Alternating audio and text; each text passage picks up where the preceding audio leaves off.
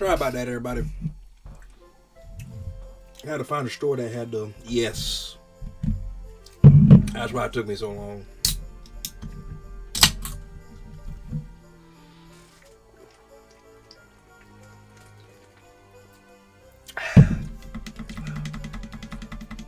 My taste buds are so used to the grape, you know, that purple stuff.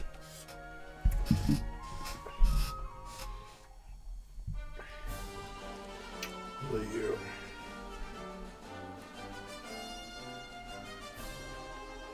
I know earlier I was watching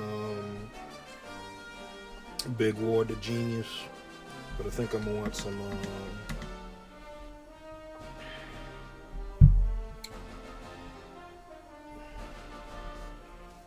software underbelly.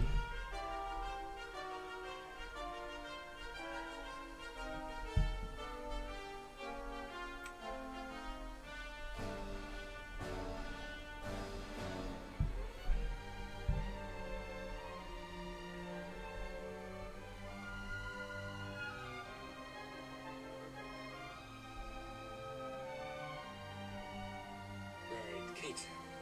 Hi. Kate, where are you from? Where'd you grow up? I'm from Baton Rouge, Louisiana. About an hour from New Orleans. Tell me about your childhood growing up. So I was born. My dad was away for my mom's entire pregnancy with me in Singapore. He was working over there, so I think that created tension between them, and they were divorced by the time I was 2 months old. So I was mostly with my mom because I was an infant. And then as I got like a little bit older and was able to be away from my mom more, I would go and stay with my dad. So it was half and half, back and forth for my whole life, and their divorce never really bothered me because I was so young, and they're polar opposites, and so I really don't know how they ever even were married. I'm glad they got divorced, and I didn't have a problem with growing up in split households. When I was about 3 or 4, my dad met a woman. Can I say her name? Like her first name? Yeah. Okay. Her name's Elle. And she quickly got pregnant with my sister, and then just as quickly revealed that she was extremely problematic. She would break into our house. She would threaten us, threaten my mom, threats, blame me and my mom for the reason that my dad wouldn't marry her because my dad was not going to marry her. She was around mostly because she was pregnant with my dad's child, and he wasn't going to kick her to the curb, you know. Your sister, Nick? She did move in with my dad, and my mom kind of tried to keep me away from her as much as possible, but, you know, you can't. My dad still had custody over me to a certain extent, so, like, she couldn't stop me from seeing him. And Elle had a daughter from another guy. Yes, Who miss. was a little bit older than me, and I can't really remember how much older. I can't really remember specifics of a lot of my childhood, but she did start molesting me, the daughter. So that was going on at my dad's house. I want to say she was like 8 or 9 when that started.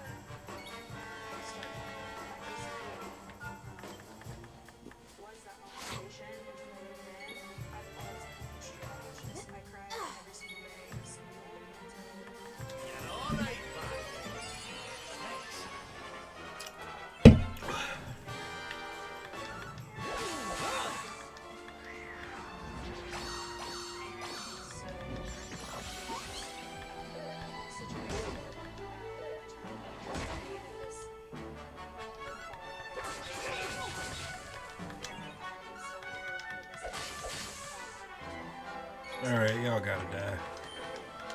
It's gonna take me too long. What you goofy ass get? went and lived with cousins or something, and after I eventually told my mom the abuse, I never saw her again. And it was never acknowledged really by them. It was acknowledged by my mom. I got into therapy and stuff. And that's when supposed tendencies started. So every single night, before I went to bed, I would go up to my mom and I would say, it's okay, it wasn't my fault, right? Every single night.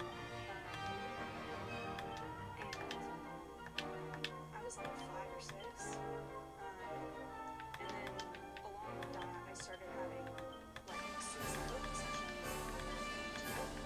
It's kind of really scary.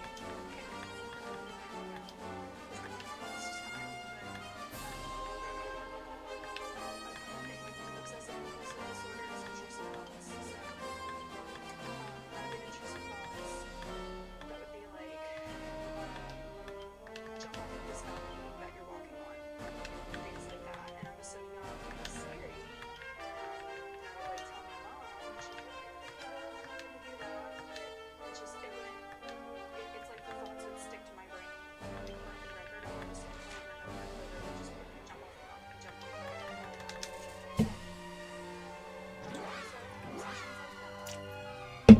Shit. I had obsessions where I had my underwear. I got one viewer, and the viewer's name is Fat Idiot. If that's not a troller's name, I don't know what is.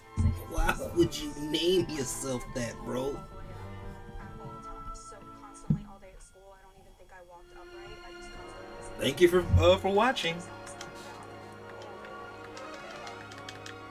so those were like the early signs that I had OCD, just like asking questions.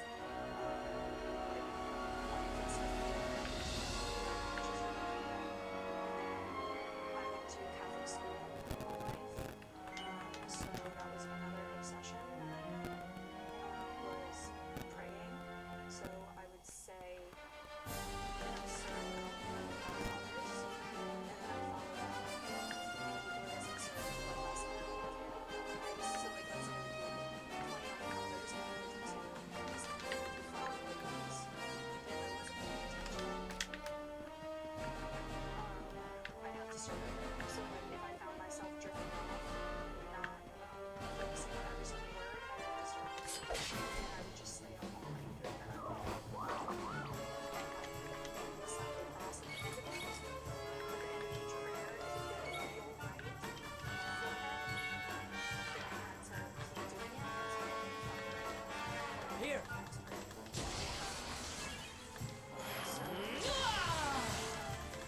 I think it was always hardwired in my brain, and my dad said it was autistic.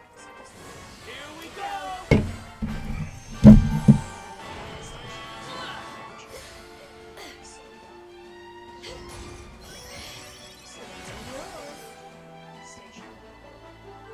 And go.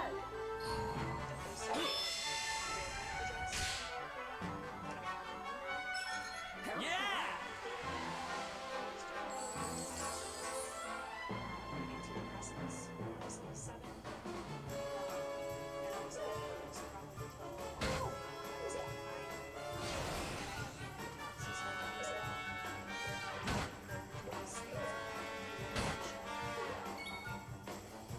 Just like not feeling real.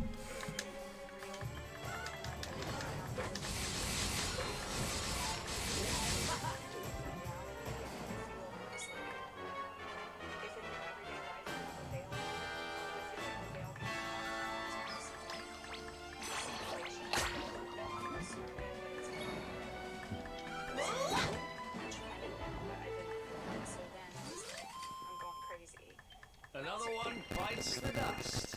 Attacks having bad feelings. So I tell my mom I'm having bad feelings. And I think right now it's really sad because it's sad to me because it's like I didn't have the language to describe what I was going through. And it was just that makes it harder when you finally like have a label to put on something. It makes it easier So anyway, things kind of settled down for a while. Like I would say throughout middle school and then junior high and then early high school, I was fine and I kind of thought I didn't have anxiety anymore. I can't think of any OCD tendencies I had. Like it kind of felt like it just went away.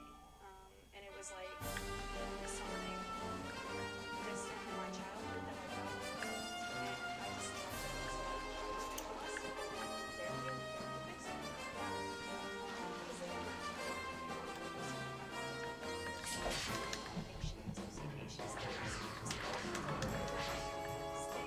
Let's go!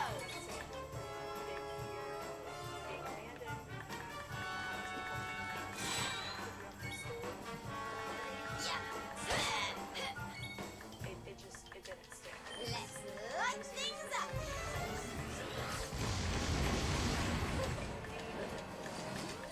Easy peasy.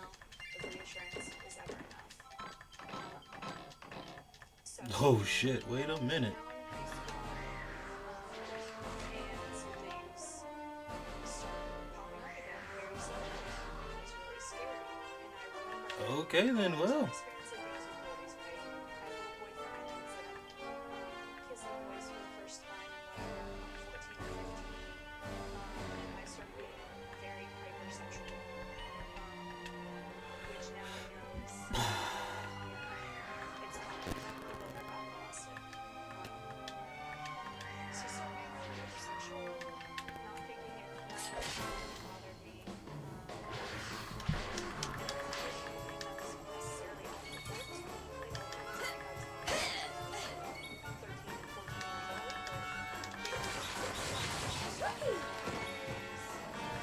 Let's light things up!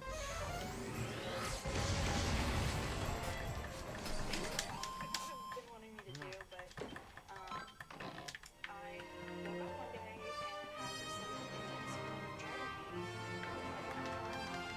Sexual experience I've been having, and what was gonna happen? I just had this awful feeling.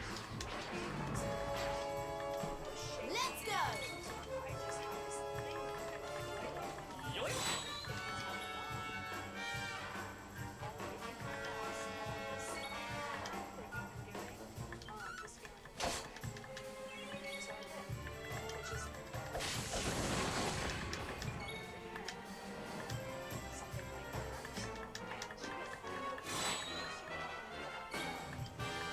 Try this facade.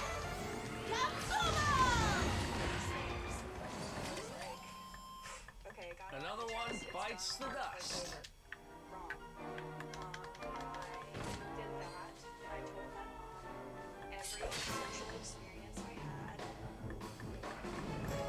until I was 18 or 19.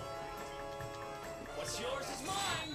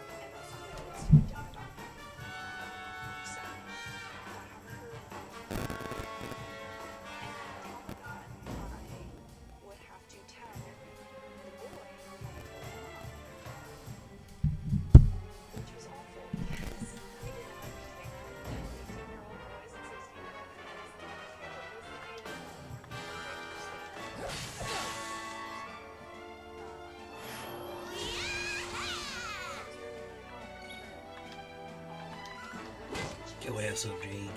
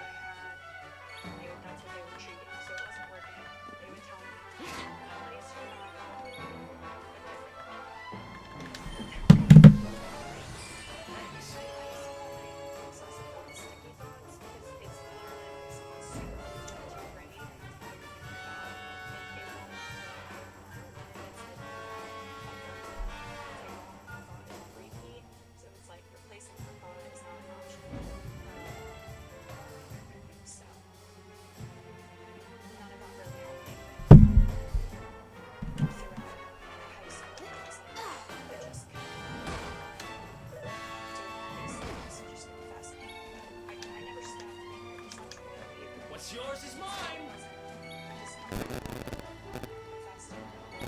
I hope this makes sense, but listening to this interview, I legit did not know that OCD could be linked to hypersexuality. If that makes sense. So I'm listening to this interview right now, right? And this chick is just basically talking about her OCD symptoms, but like she's confessing like pretty much like all her like sexual impulses, if that makes sense. Now I'm kind of like, that can be linked to OCD? I mean, I don't know. I'm just okay. You learn something new.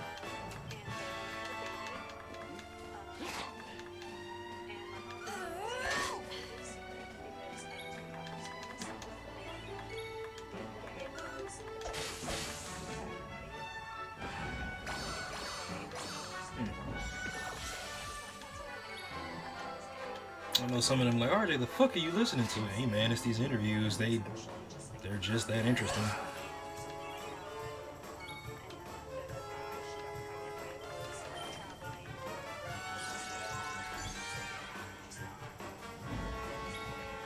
I'm wondering if OCD can be linked to trauma as well. Now that I think about it.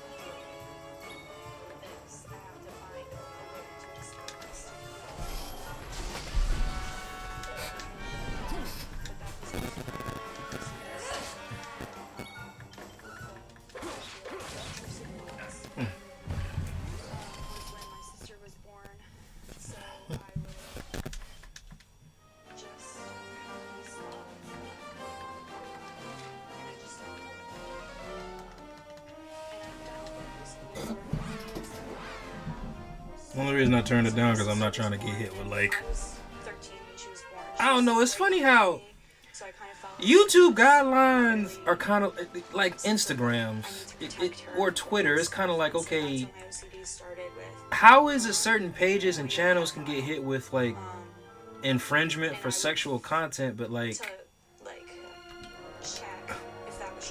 you know, you go on certain channels, pages, or whatever, and you see nothing but explicit stuff. I don't know, like I don't want to get hit with an infringement for like sexuality or sex talk or anything on here. Like that's mainly what you're gonna hear when it comes to like, well, you're gonna hear trauma stories really, but yeah, no, that was just yeah. Not trying to get my channel canceled because I'm just screaming. Hey, wait a minute, I'm not talking. I'm just listening to an interview. Like, what the fuck? So believe it or not, if y'all watch my interviews, right, like between Blad TV, Say Cheese, Soft White Underbelly, even No Jumper to a sense, like that's where I come up with my questions or whatever when I interview others. But like my shit just sticks within the realm of fitness. I don't think I could ask like some of the questions Mark has asked. Some of his guests is kind of like, bro, I'm just as broken as you are, but like I don't know. I think that's another reason why like I like watching his interviews. Like he's not judgmental at all, and I think like people dealing with trauma and then they talk about their addictions, whether it's drugs, money, sex, whatever. Like you have to. Mark is very, very monotone, so like they're like you listen to him talk, like there's just a level of comfortability that you get. So. And I also think it's like his level of understanding that he has, you know, when he addresses these topics, I think. So. And luckily my mom is a social worker, and she loves me very much and cares about me very much and is doing her own research. And pedophilic obsessions are really common with OCD, which I did not know at the time. But I don't know if y'all heard that, but okay. She kind of knew, so she would assure me, which wasn't helping the problem. And again, I don't want to come off like I judge people, but like I don't, but like my facial expression will say different. It's not that I'm judging, it's just depending on what I hear, I might hear some off the wall shit and go, I swear I didn't see that coming like whatsoever. I'm a bad person and a pedophile. So she's gonna tell me, no, you're not. These are all the reasons you're not. You're not. And that just reinforces the thought for OCD that it's a dangerous thought that I need to go talk to my mom about, or else it's gonna become true. Gotta like, thank God, appreciate you. It's really, really hard because thinking you're a pedophile, you can't just go tell people that. Like they're not gonna understand. Hell no. If you're just talking to someone and you're like, well, I'm having these pedophilic thoughts, they're gonna assume that they're true and that they're real. But a thought is just a thought. It isn't fact or reality. So, yeah. See, that like is shit like that that'll get me in trouble. It's like, you're not judging, right? No.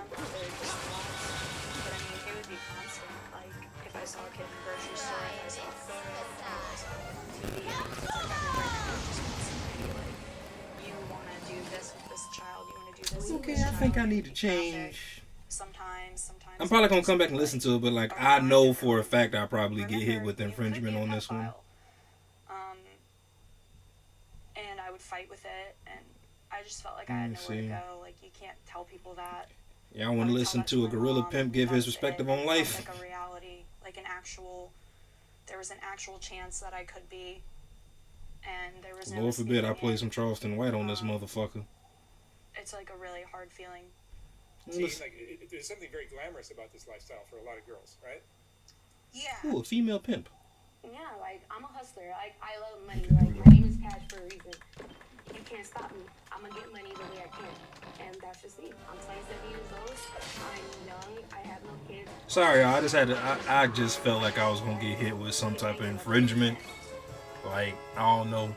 The guidelines for YouTube is different from TikTok and Kick and Twitch, so Lord forbid I legit get hit with some shit on, bro. Like when I play a gambling game, Which game?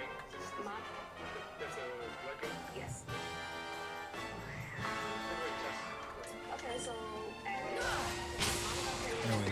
Yeah, if I play gambling on here, I get hit with the damn infringement. So that's the only reason I changed it, y'all. I'm not trying to get too many hits on my channel just yet. But again, if y'all want to hear some of these interviews, again, soft white underbelly. Whatever, you know, she can get her hands on just so she can prostitute at the age of 13. My family is, I'm Mexican, Puerto Rican, and Samoan. My family is the Mexican side, which they're really strict. I didn't know English until I turned 13. So, growing up, it was hard because I was darker than I am, and my family believed that I was black. So they used to beat me, they used to make sure I spoke Spanish, they used to try to skip the color of his hair, and I'm not sitting back when I was 2, I used to be with her on the show. They used to try to peel the black off of your skin. What the fuck? I was 2. Damn. That's fucking crazy. Then my grandma took me back. Okay, now I got questions. Like, And said we tried when I was this. young, What? my mom came and picked me up. Like, holy Told me shit. That she was trying to get out of the game, of the prostitution game. That she's trying to get away from her pimp, and she had to tell me a bunch of stuff. So we parked in Watts, California, and she told me that she loved me, to be good for my grandma and my family. Let's go. And that she's sorry and everything will be okay. 2 minutes later, she got out the car, told me to lay in the back seat. I actually got back up after she closed the door, and I watched her get killed. She got shot 17 times by 3 pimps. I watched it when I was 8 years old.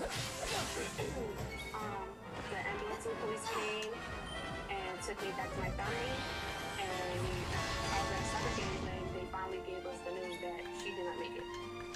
So She got shot 17 times by 3 different pimps? at 9 years old, 6, 12, 18.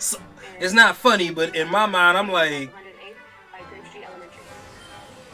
they had to use it. Damn. Oh my god. So at 9 years old, my grandfather came within.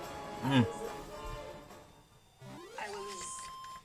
One day I was walking from school. And Okay, this is gonna sound fucked up, but that is. What statement were you trying to make? Like, realistically, it just takes one bullet. Like, So at that time, she was only 4 years old. yeah, that's crazy. Like in the tub, like rubbing on her. That's excessive as So fuck. I took it upon myself and told him to touch on me instead of touching on her. You know, I was grown, she wasn't. I know it wasn't right, but you know, so I actually I protected her by putting myself in danger. So it became more and more that he was raping me, molesting me, and all kinds of stuff. Ah, hell. And I tried to. One day we were at a Turn party this and shit down. I know they can't say this on you little TikTok. What's yours is mine.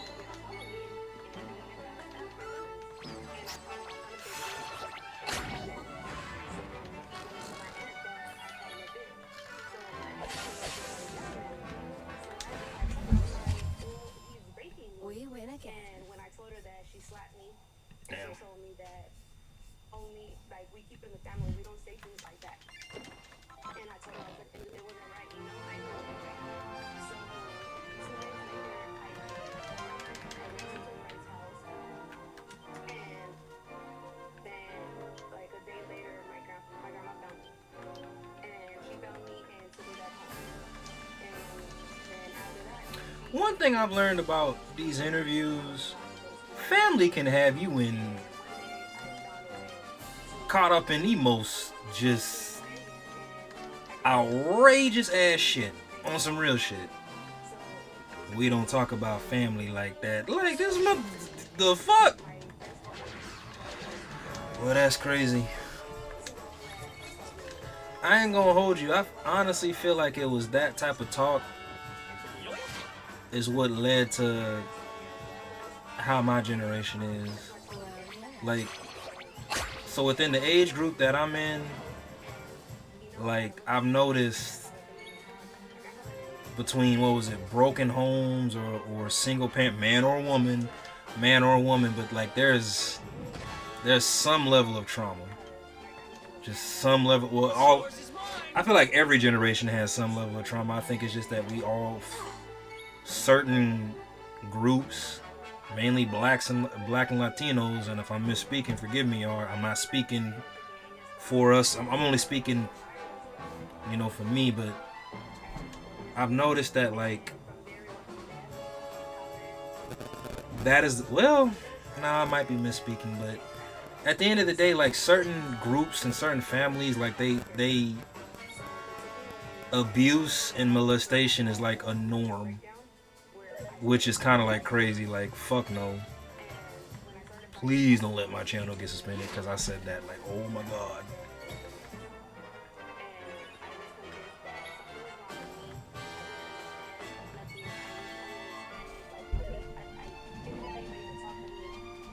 Right. So I shut down. I became mute and I didn't speak at all. So finally I got into a foster home. Haven't got hit with an infringement yet. And it's like it's been good. It's just one house and then you can deliver and maybe the drive 30 minutes to go to a store or anything else. Taking too long. House or anything else. So living out there, I was able to find myself and like meditate and do other things. And my foster mom helped me, like, you know, get it together. She was been through the same thing I've been through, so it was easier for me and her to connect. Yes, I became unmute, but I did not speak English still because my foster mom was Hispanic. So this whole time I went to school, don't know English, but you know, Veronica wins again. So at 15, Damn. at 15, I run away because she started getting men in her house, and I wasn't comfortable with it. I'm not comfortable with Hispanic men. I'm not being racist. I just not. It's just uncomfortable for me, and I get nervous and I get very anxious. I get anxiety. So I run away, and my social worker ended up bringing me to Montana. So from Montana, I was in a foster home, and the foster mom lied to my social worker, telling her that there was no men that lived in the house when there, in fact, was her trucker husband who was Hispanic. So he was having relations with the other foster daughters, and I wasn't okay with it. So one day when he tried to sneak into my room, I cussed him out, and the next visit that I had with my family, I let them know that I'm being like molested again, and they gave me cell phone and told me to call them when I needed them. So when that happened, he came into my room again, and I called my family. When that happened, he slapped me. He slapped me because I wouldn't give him my phone, and then he told his wife that I had a cell phone and I was being respectful. He heard the phone go off, and that he came to my room just so he can get the phone because we're not allowed home. So when that happened, she came to look for my phone. She couldn't find it because I didn't get my jacket. So when they had left the next day, I ran away. I packed my things and I left. I went to my best friend's house and I explained to him what was happening, and his mom allowed me to stay with her. They were African American. So I was staying there. While I was staying there, I was hidden. Mind you, I'm AWOL. I ran away from foster care. My social worker doesn't know where I'm at. There's a warrant out for my arrest. And I'm living with What's another yours is family. mine. And they're teaching me English. I'm teaching Spanish. Like, you know, I'm not on drugs no more. She helped me get back to high school. And everything's going great. So, but one day, we were caught at the store stealing. And That sounds about I right. was arrested. I was arrested for 3 months until my social worker found me. And when my social worker found me, she sent me to a home and I took among them. At that home, the mother was young and she liked the club and she had kids who were pimps. And they had hoes and they would bring the hoes would bring their kids to me to watch them, and I'll get paid for that. So, but as I'm watching the kids and he's teaching me the game and like this is what this is, and you know, and I told him like I'm gay, I like women, you know. So he was like, I'm gay, so you can become a pimp. So he's giving me weed, I'm smoking, I'm back on drugs. Started off with weed, then he started doing a little lean in it, and then a little crack. So from there, I'm getting high as hell. I'm still going to school. I'm still doing, like, you know, doing everything I'm supposed to until one day my foster mom has a boyfriend. And he's believing, and she Blasian. Blasian? Blasian? Sexually harass me because I'm not even gonna play because I told him I'm gay.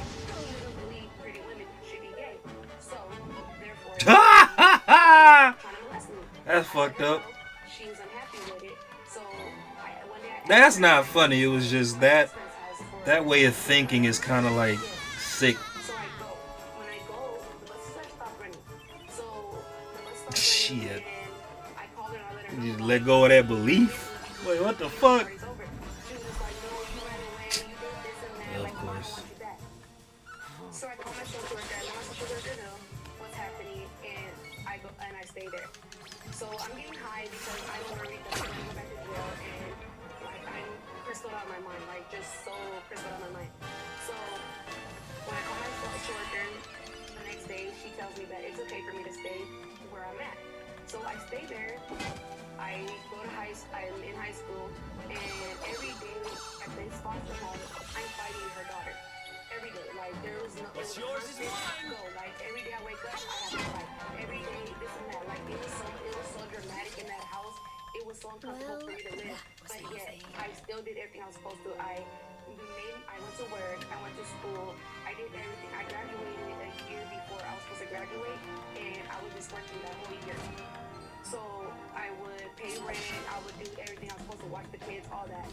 And when I graduated high school, I paid for all my own high school experience. And after that, I went to college. I got an AA. What's yours is mine. And I was sick for a little bit until I got put out of the house. And when I got put out of the house, I was forced to go live with her daughter.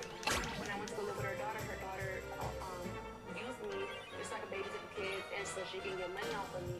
And after that, I just called my old foster brother, and I told him like, I'm tired of just staying in the house. I'm tired of being like bothered like this, and I want money. So he took me out to San Bernardino off of G Street, and he was like teaching me, like telling me like, oh, this is this and this. And back now, I'm getting high again with him, popping mollies, popping e-pills, getting high and leave out and just wake all night, all day, just so I can be able to learn the routes. So once I learned the routes, I called my little friends that liked me and stuff on Facebook, and I let them know like, oh, do you want to make extra money? This is that. And so they were just like, yeah. So I go pick them up, and I put them down. Money starts coming in. I learned how to post them. I post them on Craigslist, Backpage, Redbook, Meet Me, all kind of websites that I can put them on, just so I can make money. She said Backpage. Backpage ain't been a thing So I since. started getting addicted, and that's when I started pressing crystal hard. I started slamming it. Did they get rid of Backpage during COVID or before? I can't remember. I did it. I cheeked it up back there, and I just. The good old website that ruined a bunch of relationships and a bunch of marriages. And as a woman, I couldn't be Fucked in up. the car. It would be suspicious. So I used to dress as a prostitute and go down and, be around the girls. And in order to stay warm, I had to do other drugs. So I did crack. And I was naked, always naked, and out there and just watching everything that goes down, collecting money, selling drugs, and, maneuvering. Till one day I got kidnapped. I got kidnapped by a pimp named Kelly in Pomona, California, and he pistoled me. He took me to Baby girl, you seems like you can't catch a break. Goodness gracious. But the thing is that he didn't want me to hold. He wanted me to steal. He didn't want me to sell myself. He wanted me to pretend so he could steal and I could steal from them. And he used to beat people, like bloody murder. And I was like fighting for my life every day. Like I used to almost use the bathroom myself because I was so scared. Like I was on the street and he was parked right there. Like there was nowhere for I could move. Like nothing. So he got comfortable. After 2 weeks, he got comfortable and took me back to Pomona. Right when I got to Pomona, I called my old foster brother and I'm like, look, I'm here in Pomona. He comes and he gets me. So when he comes and gets me, he asks me like what happened, and I'm telling him I'm striking the car, and everything. Come to find out that it's his cousin. cousin. His cousin saw me one day and he was just like, I want her and I'm going to do whatever I got to do to get her. So when he finds out it's his cousin, they end up fighting in the street. Boom. We all go to jail. I go to jail and I get released and I go home to Compton, California. And I started gangbanging again and I started really like selling drugs and pimping and doing all this kind of stuff. And That's crazy. She really could not catch a break in life, man. Jesus. Well, none of these guests that come on here, they really don't get a break like that, if that makes sense. Shit. Then I started pimping. My little sister, she was 15 years old and she wanted to hoe, so I had her hoeing for me. You're how old now? Me, I was 21 at the time. You were 21. Yes, and she was. No, I was 18 and she was 15. So I'm selling her. Me, my guy friend, and her were fighting. Then we started getting more females, and my little sister runs away and she doesn't come back. She goes back home, and she's been pregnant, and I'm still doing me. Then my other girl leaves me because she got ran over by a car and she felt like I didn't care. So now I'm here. I'm slanging dope in the riverbed. I'm sleeping in tents. Said I got hit by a car and I felt like you didn't care. Yeah, it's a cold ass game, isn't it? Damn. Garage to garage, and hotel to hotel to hotel, tent to tent to tent, and all in Norwalk. She said I felt like you didn't care. She really probably So then one day, didn't. my friend hits me up and he's like, "Oh, I got a girl for you." So I go to Southgate and I meet this girl. She tells me she's 18 years old. At this time, I'm 21. So she tells me she's 18 years old and that she wants to hoe. So we started doing it. I got her hooked on crystal meth, and so we're getting high as hell. Me and her end up falling in love with each other, and after we fall in love with each other, I'm like, "Hey, I don't want you hoeing no more." She was just like, "Well, this is the only way to make you happy, so I'm gonna go ahead and hoe." So she's hoeing and we're doing this whole thing. Well, one day I get pulled over by the police and they find my gun in my car and they take my best friend to jail. They take him to jail, and then when they ID her, they find out that she's missing. She's been missing. So me not thinking, because I'm so high and I haven't been to sleep, so I'm delusional. I'm like, "What do you mean? Like, why are you taking this is my girl and whatever?" And they were just like, "Well, we didn't take her, but we take you." And I'm like, "Why would you take her?" And they're like, "Well, she's 17 years old." And I'm like, "Well, take her then. Like, I'm not gonna go to jail."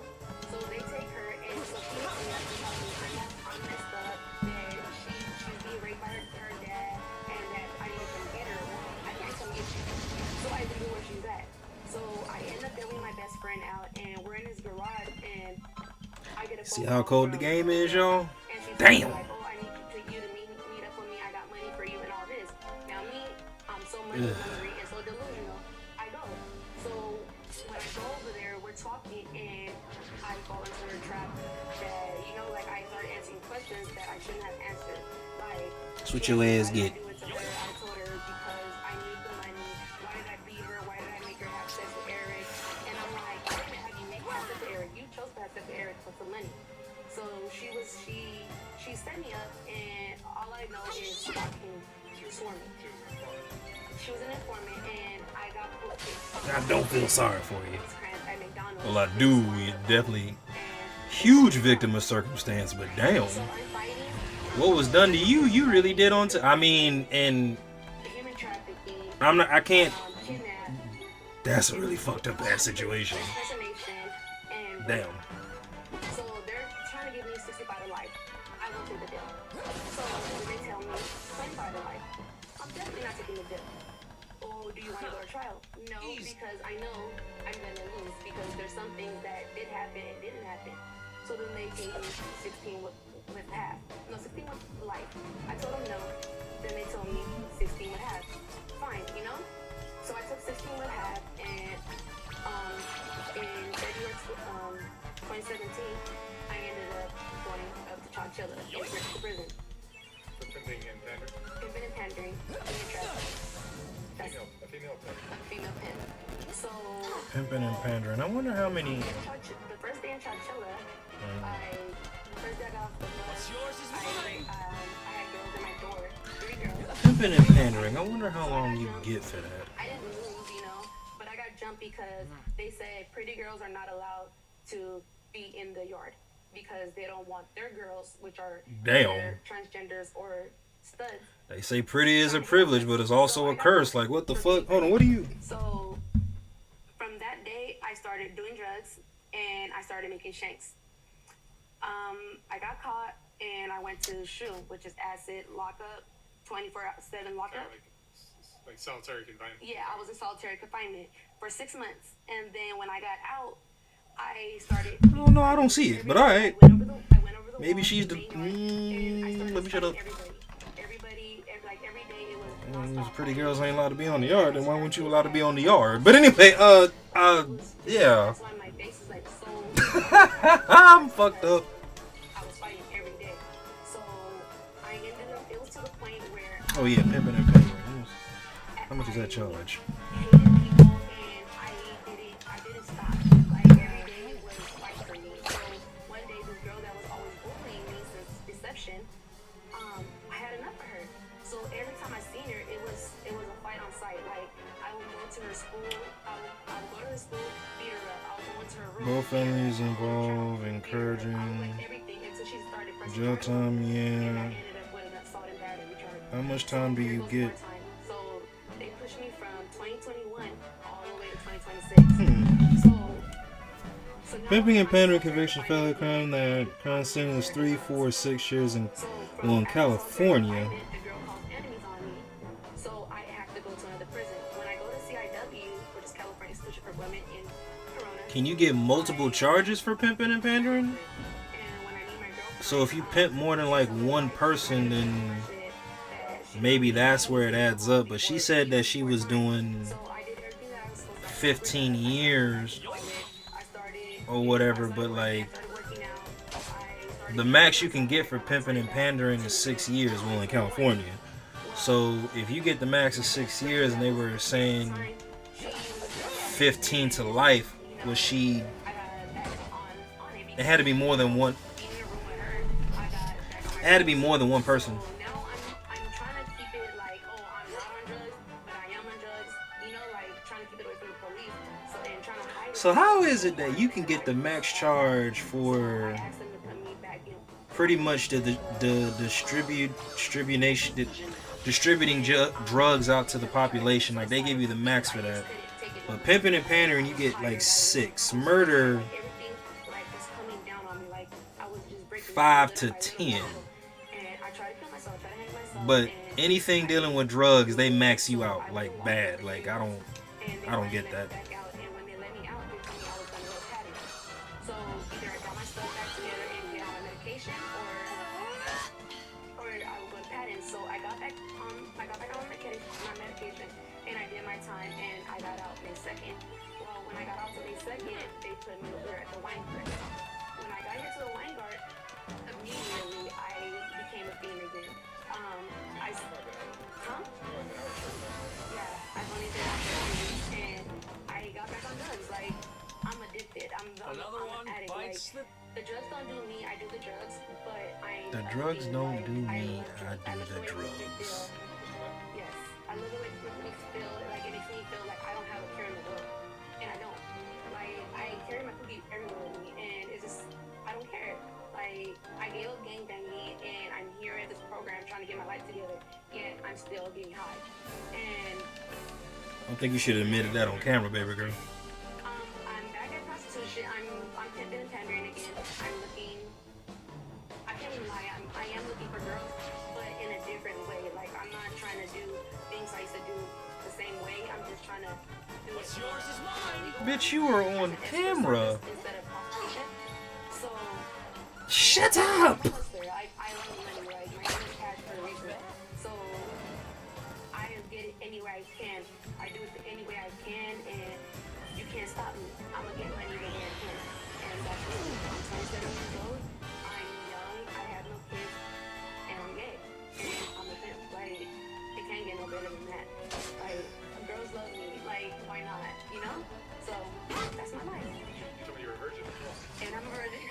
I'm a 27-year-old virgin. No, Yes. you've been molested by your. I got molested, but in my eyes, I haven't gave myself up. Oh, I see. I haven't said yes. So in my eyes, I'm a virgin. Whether whether they took it or not, in my eyes, I'm always gonna be virgin until I'm ready to go ahead and be like, Baby girl, you lost. maybe I want to. So it might be so. Right, you're playing a game a little smarter than you were. Yeah, of course. I'm glad you were smart about it than you were before. Smarter. Yeah, that's funny. It's hard out here. 'Cause like, it's hard to get a job out here nowadays. It's hard to get your social. It's hard to get your. What was your view on taking a young girl, and putting her to work? And Oh, okay, so that was okay. So when I was with my sister, she told me either I do it with her, like either I pimp on her, or she was gonna go to someone else. This is the same sister that was molested by my grandfather, and I helped her out. So why not? She was there anyway, so why not look after her? And with her, it wasn't like I was like, oh, go out there, bitch. Like, no, I had her, and I was in the room with her watching her dates. I was there protecting her. Now with everyone else, I didn't give a fuck. I didn't give a shit. Like, if they went to jail, I didn't give a damn. Like, that's you guys. You guys supposed to do it. With her, I was there every step of the way. You know, until she ran away, and I was like, all right, cool. I don't have to worry no more. And I started really, like, pimping. But I do feel bad. they bring you the money. I collect the money before they do their date. Like, I was one of their pimps that it was like, all right, hand over the money. I'm a girl. Like, they're not going to tell me no, like, you know? So they're not worried about me. Easy. You give them. I give them, yes, I give them their cuts. Yes, I do. I make sure they're well groomed. I make sure they have clothes. I make sure their hygienes are fine. I make sure their doctor's appointments are great. I make sure they're natural. They're handsome bomb bitches. Like I never had them looking What's like yours is mine. hold on Figueroa or like just stragglers. I never had them look like that. They were anyone like they couldn't be in casinos. Like they were always online. And when they wanted to get down and on the blade, they got down on the blade by themselves. I didn't force them. I always had their trap made when they were doing online. So they were really escorts. But I did myself by having a trainer, and I do regret it because I should have been smarter than that because that is somebody's child, you know? But I did not force her. She came with me. So that I don't regret, but I do regret like putting her through stuff I put her through Getting yourself in trouble. and getting myself in trouble. So what did you What's learn? yours is mine. You're still young. You're 27. About to do it again? Well, no, she's still doing it. Ugh, that's crazy.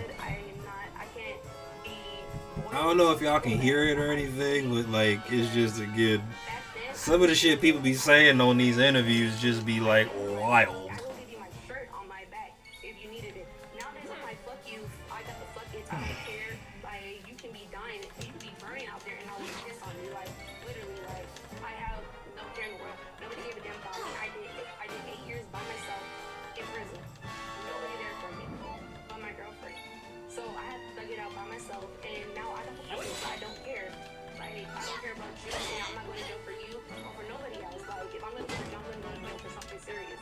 And that's just that. And my life, I'm going to live it. I'm going to go back to school. Pimping and pandering ain't serious? I'm on drugs, but I know how to do stuff legally now. Now I know I know my limit.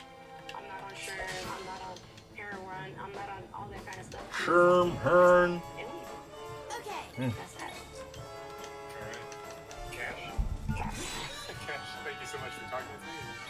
I wish you the best of luck. Be careful out there. Thank you so much. Thank you very much. Let's listen to some Sugar Free real quick. I feel like Sugar Free can give us some perspective. You know, you see the pimps in videos and documentaries, and it looks like a glamorous life. But you know, if you study it, you realize it's one of the most stressful things that you could possibly. I mean, man. and this is, I mean, you got to understand something. You know, here it is. You got multiple women. Okay, these bitches got different birthdays. They both favorite food is different. They like different shit on the radio. Some of them got kids and shit. Some of them got kids that live far, far out. Some of them got kids that's across state. It might be their birthday or the mother's birthday. And here you are. You know, that's why they say, you know, a real pimp don't get no sleep because, you know, them bitches constantly need shit.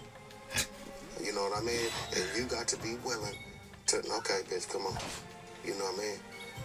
Right, because I think what people don't realize is that you actually are in a relationship with each and every one of these women. Exactly, man.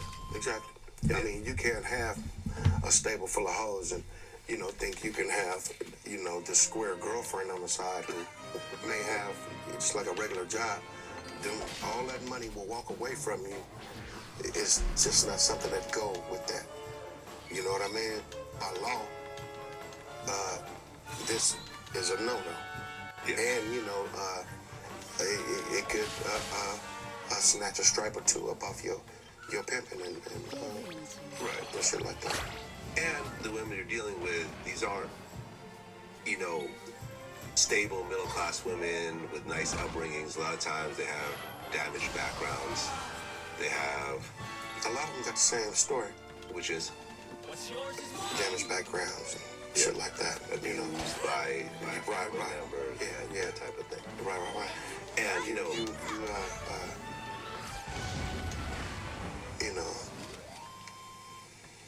I used to have this saying, same bitch, different shirt. Because,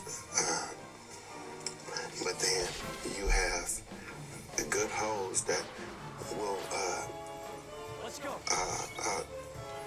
step before a college professor every day, who got a phlebotomy license, or who is a paralegal and will do some hoeing when nightfall comes. Yeah, man. And I mean, for everyone who's looking at this saying that they want to be a pimp, look at, one of the most difficult relationships you've had with a woman. Now multiply that by 6 at the same time. No, it's different. It's different than that. Different than that? Mhm. Explain. It's more pleasant than that.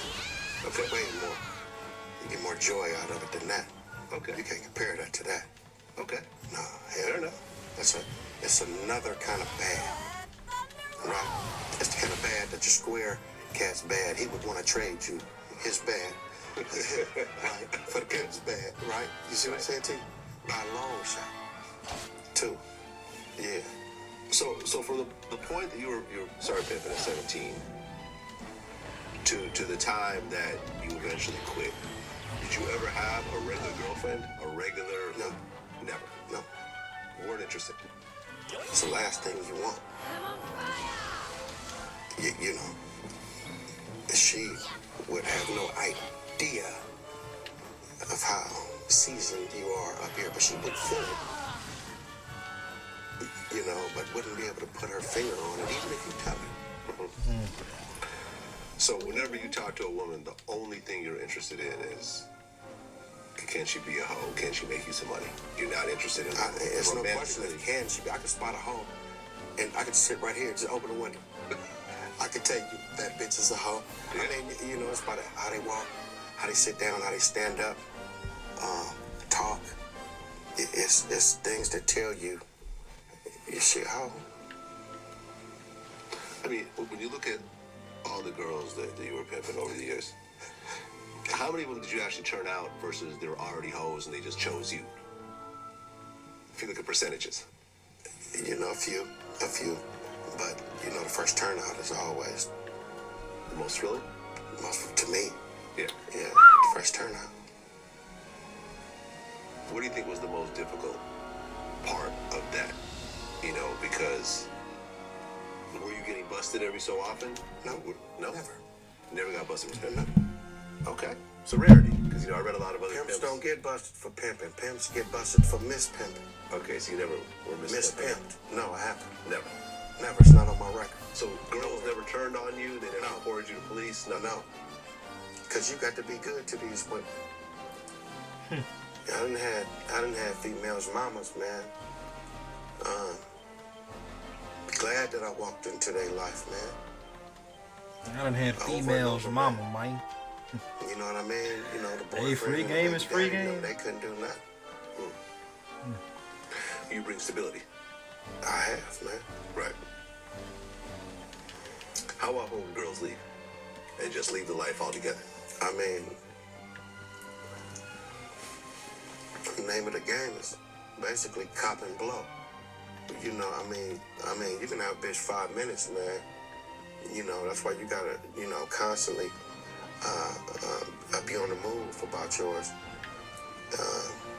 and you know, keeping these women around because they can't blow up and, you know, make shit difficult.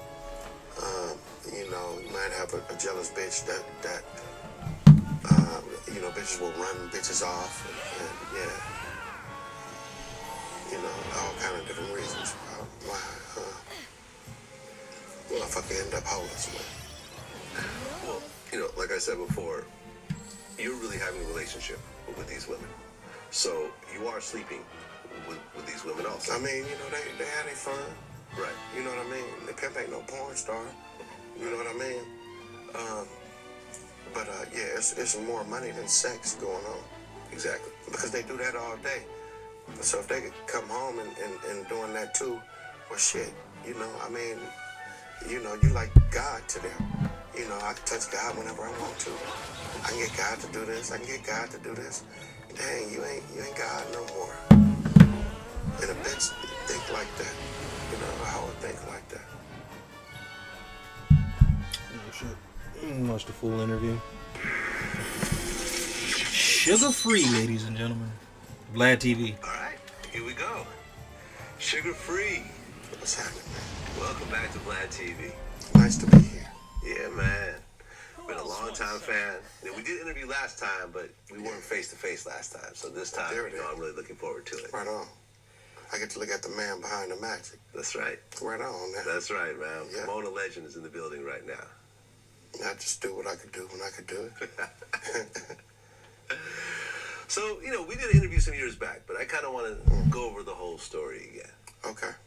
So, where were you actually born originally? Gardena, California. Gardena. Mhm. Okay. But then you moved to Pomona? Oakland. Oakland. Yeah. Aha. How old were you when you moved to Oakland? It's making sense. Yeah. It's making sense, ain't it? The epicenter of pimping. Uh-huh. The Mac. See. That's where I'm from, actually. I grew up in Oakland. Okay. Yeah. Love Oakland, man. Yeah. Still got a lot of my friends. They still there. All that. Yeah, but Oakland right after that. Okay, you're how old in Oakland? I'm from a baby till like 5 or 6. Okay. Yeah. And then, Divorce. okay, your parents got divorced. Uh-huh. And then what happened to you? Compton. Went to Compton then? Yeah. Aha. So you were hopping around quite a bit as a kid. Yeah. Okay. Yeah, just, you know, a little skip. Okay, so 6 years old, you went to Compton. Right. How long did you stay there? Till I was 11. Okay. 11. Yeah. And then what happened at 11? I got ran over by a car. Whoa. Okay. And a week later, my sister got run over by a car. Damn. Okay. And then, You want to stay away from cars. where,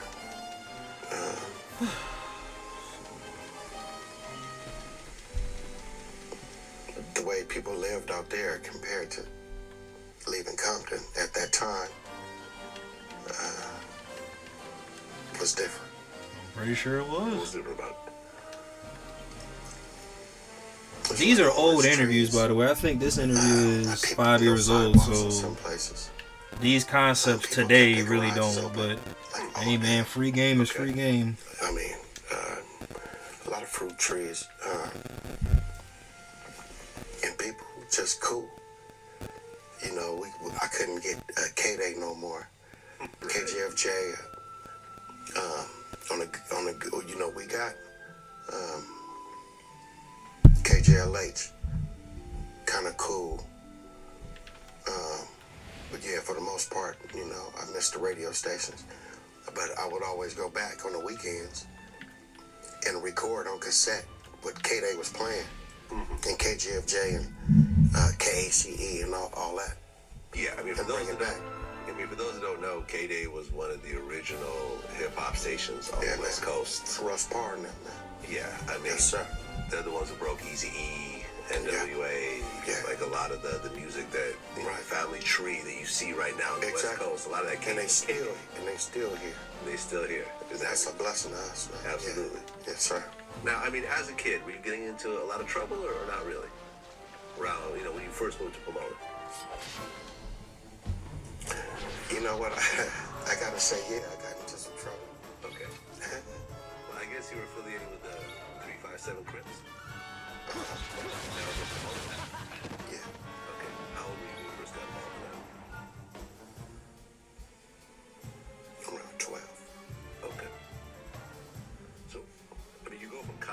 which is like Gang Central. Yeah. Did you lose your phone?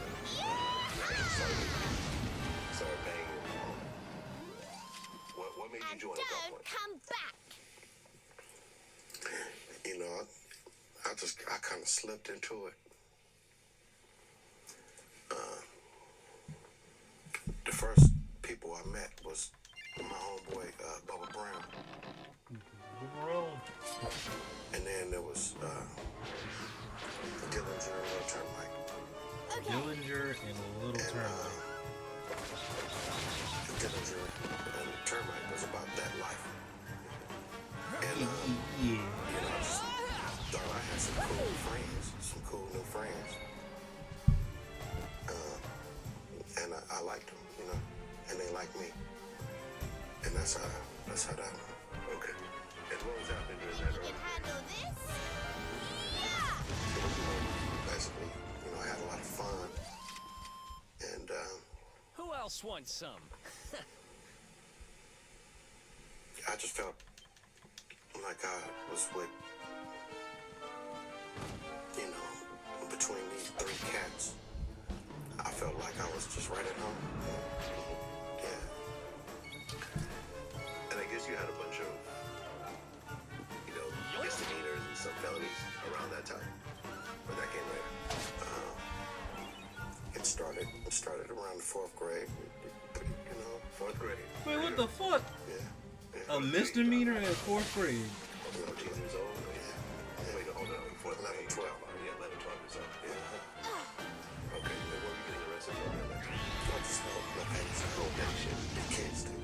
Were you going to youth authority? Yeah, I've been a while. Okay.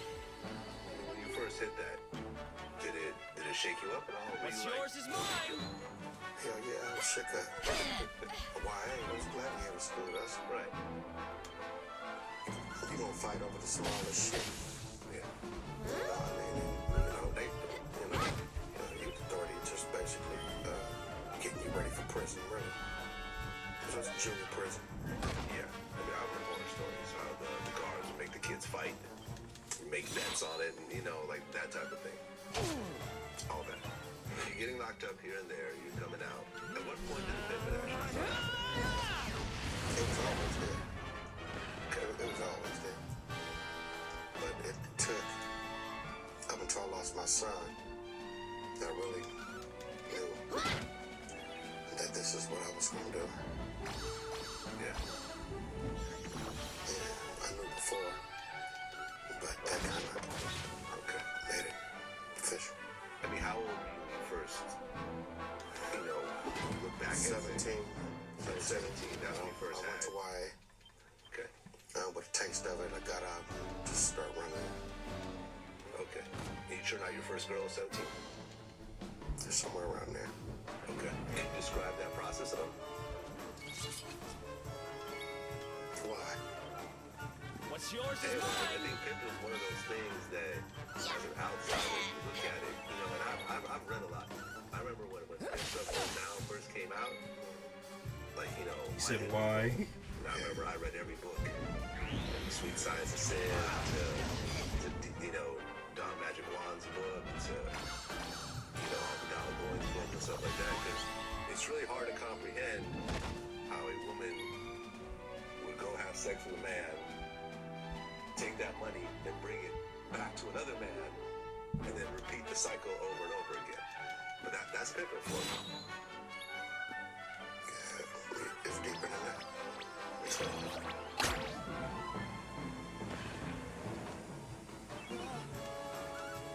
it's just Okay. basically, you know. Once you got a taste of that, was that something that you knew you were gonna run with, or was it just like a side hustle thing? You know, It was something I knew I was wrong. Okay. I just knew it. One. Yeah. Hiya! And what was it about pimping that really made you think that way? Veronica wins again. The ability to look far and beyond what your normal man may see. Just instantly, like, That's why they call them squares, you know. Well, then, you know, you can look at them and tell them what you're doing, and they still won't hear you. No one. Like, wow. Okay. Was there like an older pimp that kind of took you under his wing and started showing you the way? Yeah, my uncle. Your uncle? Oh, so he was a pimp. Yes. Okay. How big was the state? Man. You know, he kept a handful of good broads, man. And they all resembled each other. It was a trip. Yeah.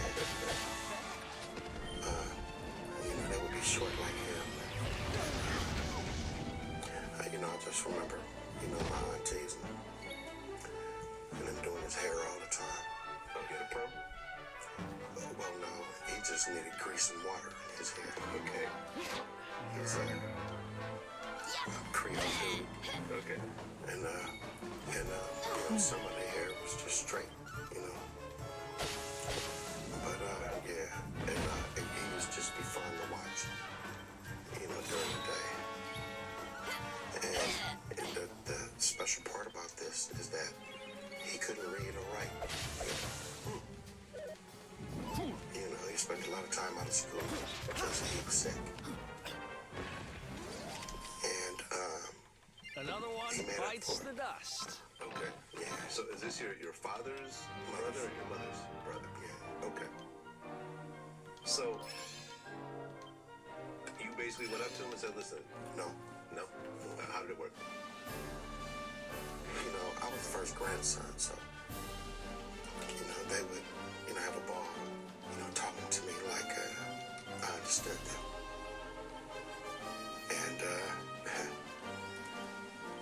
And as a kid, at some point, you wonder, you know, why are they talking to me like this? And then you get a little older, and they still do it. And the other little cousins, and you realize that they don't talk to none of them like this. So you feel a little special, I guess. What's yours is mine. Okay.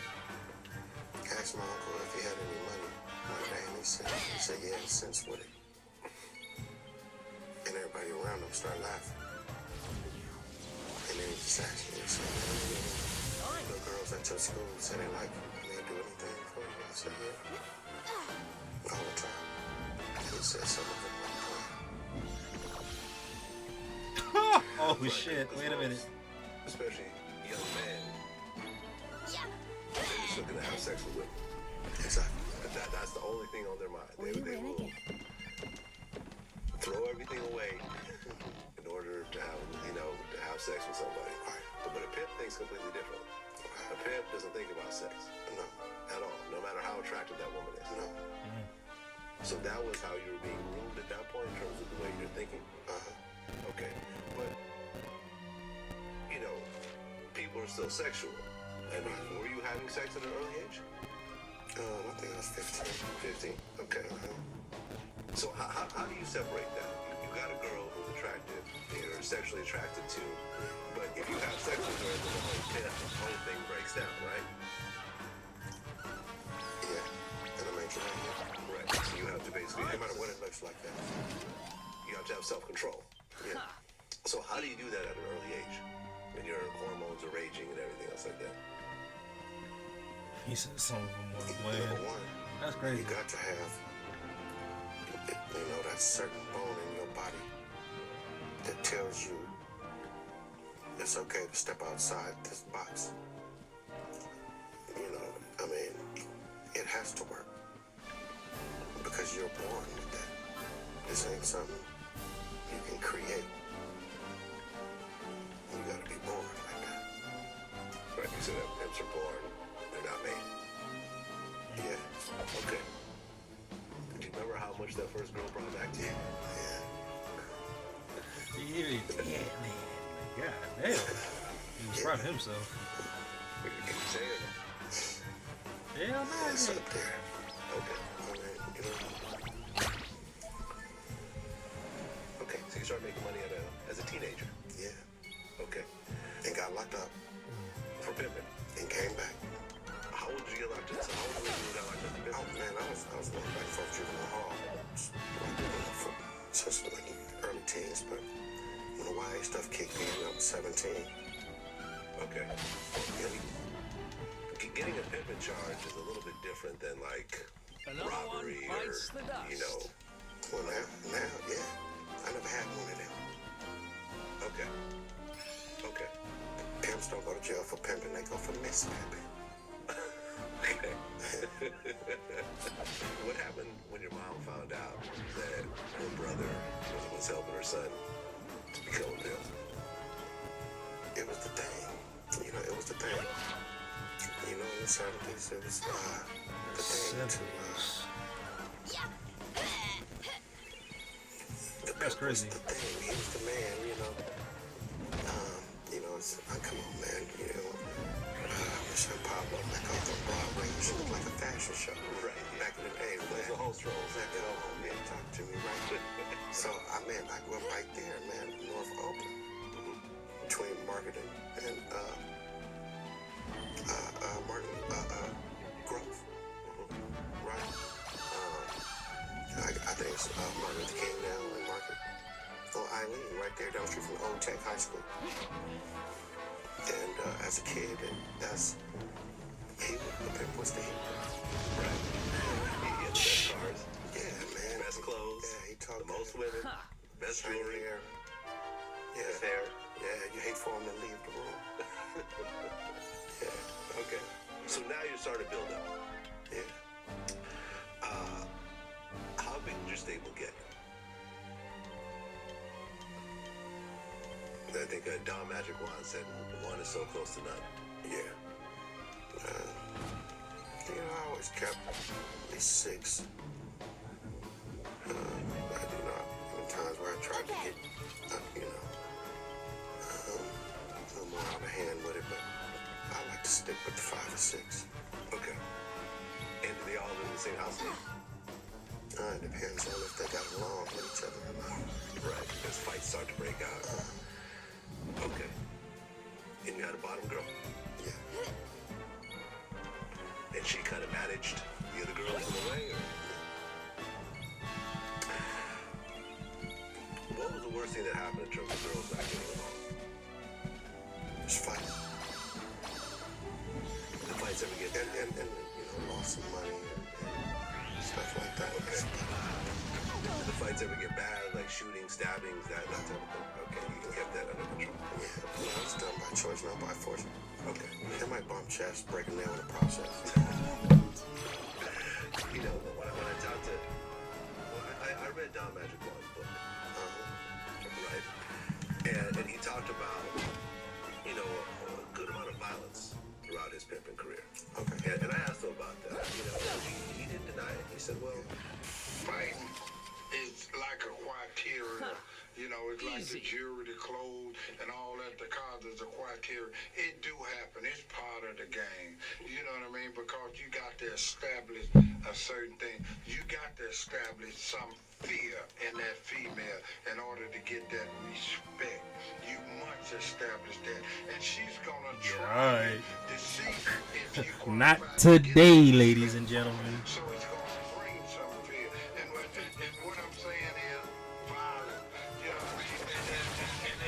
And it's something that don't have to take place, but it do take place because you're establishing something here that I am the one that you listen to and believe in, and nobody else. And you know, like I said, when I had to fight the girl, it wasn't for money. You know what I mean? Maybe you left the stroll and I told you not to. You know what I mean? You know, when you violate certain things, you have to check them. If you do it, you know what I mean, verbally, okay. But in the pimp game, it don't necessarily work like that. You have to really put your feet down. Exactly. Was there any violence in terms of... You know, sometimes it required, you know, a little movement. But for the most part, man, you know, it was cool. You got some women, you know, that would purposely fuck up and just to see if you'll do something. Right. And I mean, you look at the game nowadays and look at what it was in the 70s. Right? The bitch just pick up the phone and say, he hit me, and your ass went to jail. Right? Now, you shouldn't dare put your hands on a woman for no reason. That's what your mind is for. Right? Yeah, to replace your hands and stuff like that. That's all. You see the pimps. Yeah, that's what your mind is And for. videos and I like that. documentaries, and it looks like a glamorous Manipulative as life. fuck, but yeah, I like that. If you study it, you realize That's what it's your one of the mind most is stressful for. things you could possibly. I mean, man. and this is, I mean, you got to understand something. Here it is. You got multiple women. Okay, these bitches got different birthdays. They go, favorite food is different. They like different shit on the radio. Some of them got kids and shit. Some of them got kids that live far, far out. Some of them got kids that's across state. It might be their birthday or the mother's birthday. And here you are. That's why they say, a real pimp don't get no sleep because, them bitches constantly need shit. You know what I mean? And you got to be willing to, okay, bitch, come on. You know what I mean? Right, because I think what people don't realize is that you actually are in a relationship with each and every one of these women. Exactly. I mean, you can't have a stable full of hoes and, think you can have, this square girlfriend on the side. But ain't have just not a regular job. Then all that money will walk away from you. It's just not something that goes with that. You know what I mean? By law, this is a no-no. And, it could snatch a stripe or two up off your pimping and right, that shit like that. And the women you're dealing with, these are, stable middle-class women with nice upbringings. A lot of times they have damaged backgrounds. They have, a lot of them got the same story, which is damaged backgrounds, shit like that. abused by a family member. Yeah, type of stuff. right. And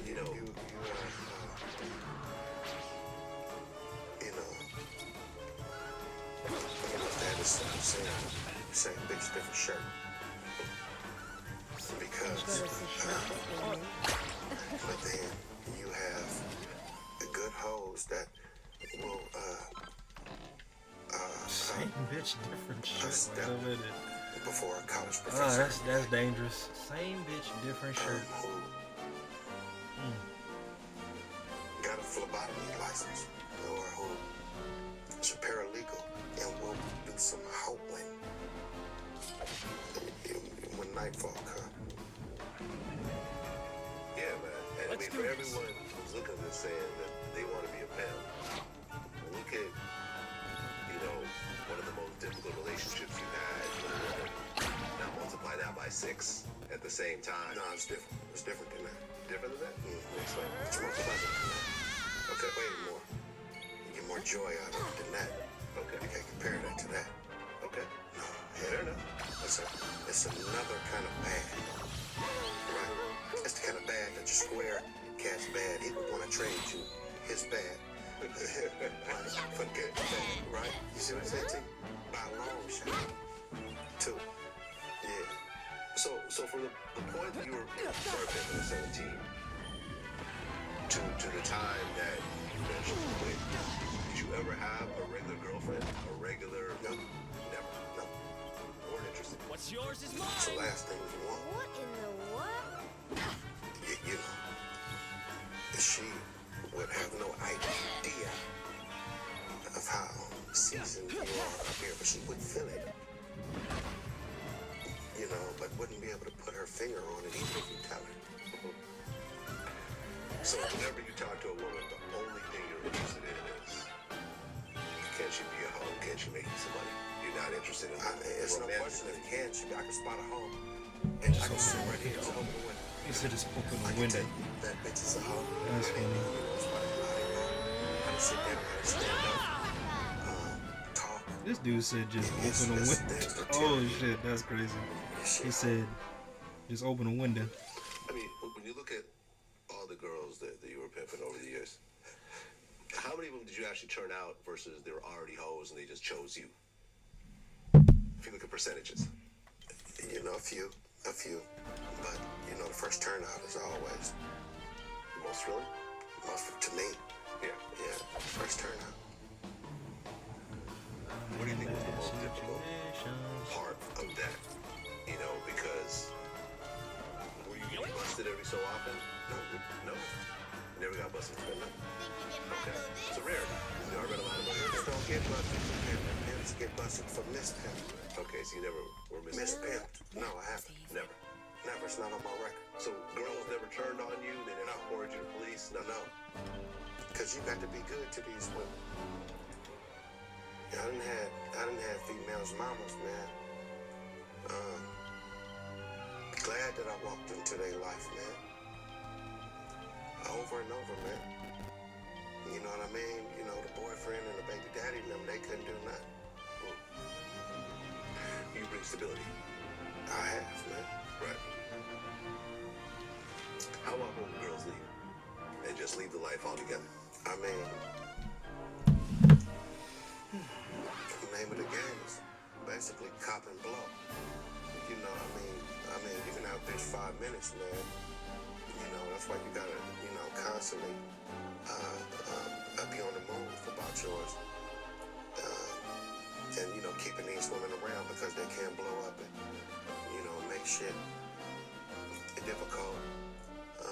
You know, you might have a jealous bitch that you know, bitches will run bitches off. And yeah. You know, all kind of different reasons. Why, motherfucker end up homeless, man.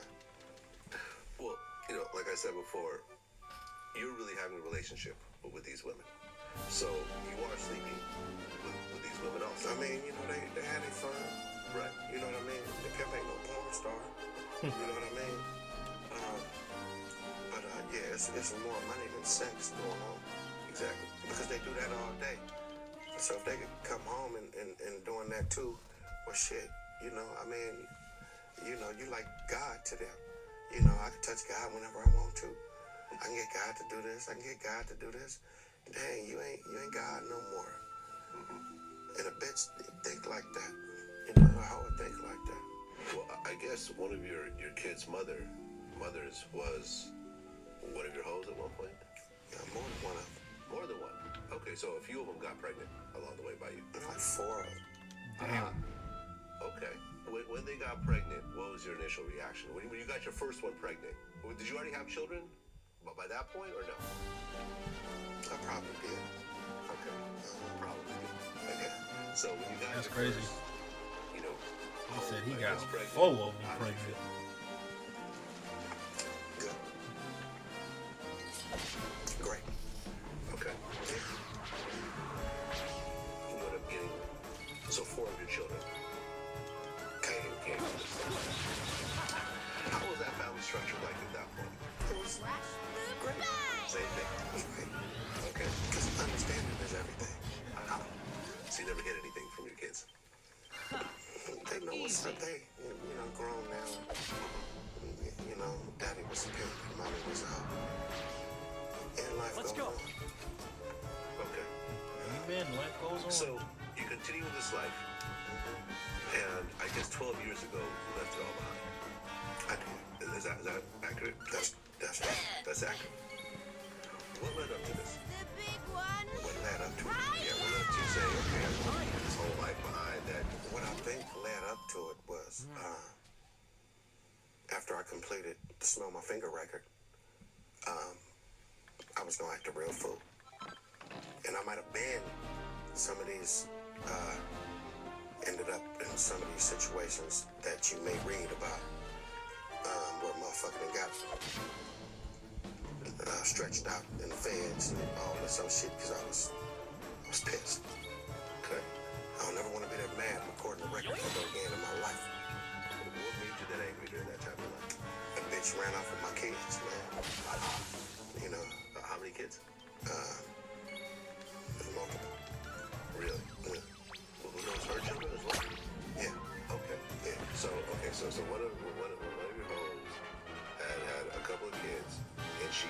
kids are left?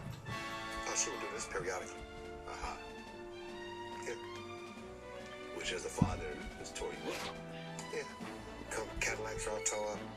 You know, just So she was destructive in the process. oh yeah. Disrespectful with it and everything. Okay. And so the Lord told me to sit my ass down and he was gonna take something from me. What's yours is mine. And it happened in such a way it scared the shit out of me. Up until this day. Are you ready for I this? feel like 12 years is long enough to, this is my creator, you know what I mean? And he knows, you know, what I'm capable of. And stop me. It made me think about some shit. And the shit that I've experienced, little things. In the 12 years, I'm talking about little shit, man. That's that if I was running the street, I wouldn't have time to think nowhere near these little things. So I understood. It's like his way of saying, okay, let me give you some more stuff. This shit keep going. Okay, don't forget this and this. 12 years. That and that. Was important shit. Okay, family. Okay, think about who loves you. What you can do. What else you can do. Blah, blah, blah, blah, blah. And I have a whole new, but it's still in my blood. You know what I mean? I'm not gonna sit here and watch Vivid Entertainment make multi-billion dollars a year and watch all these porn sites be the most downloaded, the fucking NFL, NBA, all this shit put together. I'm not gonna ignore that shit. So you think porn and pimping is kind of the same thing? Man, it goes hand in hand with each other. Okay. It goes hand in hand with each other. And What's yours is mine. you know, it is what it is. It is what it's always been. You know, the sweaty mayor and the sheriff and everybody wouldn't have a drink at the end of the day. Right? With a happy ending. Come on, man, look at our head. Come on, look at America, man. Right? I don't gotta have on no cowboy hat, no Wranglers and no boots, man, and a straw hanging out my mouth to let you know that home's been home long before all this. You know what I mean? World's profession. Yeah. What in Yeah, the there's farming world? and pussy for sale. Right. Yes. Right. I didn't invent it. No. You won't be the last one to do it. Crazy. It won't end with you. It won't end with me. All right. I almost looked at the camera and said, America. Come on, Glenn. Come on, man. Well, you were kind of in a special position because at the time you decided to quit, your rap career was on full swing. Right. And it's always been there. Yeah. It's always been there. You know, again, it just goes to show you how Yeah, it's time. powerful you feel when you know you got that power. I mean, man, a whole know everything that's going on the street. Who else Before you wants even hear it some? on the scanner. A lot of it. She's dating everybody. From the dentist to the bag boy at the grocery store. And in Not some the grocery store. she probably stopped the bag boy from killing somebody. You know what I mean? No girls like him. And he get to, pay for this fine woman for a mama who's telling her that he's better than that. And, all right, now this little dude feel like Superman. That's okay. That's okay. Yeah, I've never seen the problem with prostitution. And it's legal in certain parts of the country anyways. Right. I've never seen why you criminalize. Look at this. Yeah. I mean, come on, man. Come on. Look at the president. Look at this shit, man. I mean, pussy make the world go round. Just pick up. Bill Cosby locked up, Harvey Weinstein still walking the street. I mean, the Me Too stickers. Man, look, Man, let me that's just say crazy. something to you, man. They just make pussy perfectly legal to sell. And let's be okay with everybody. You can have your pick, your size. I mean, you can get fucking. You go into great detail. Oh shit, man! I have to work today. I'm gonna get this 12-pack. Go down here, man. You know, try me some Asian shit out. You know what I'm saying? Just right here. And you, because a motherfucker gonna do it anyway. Bro, look at Robert Kraft.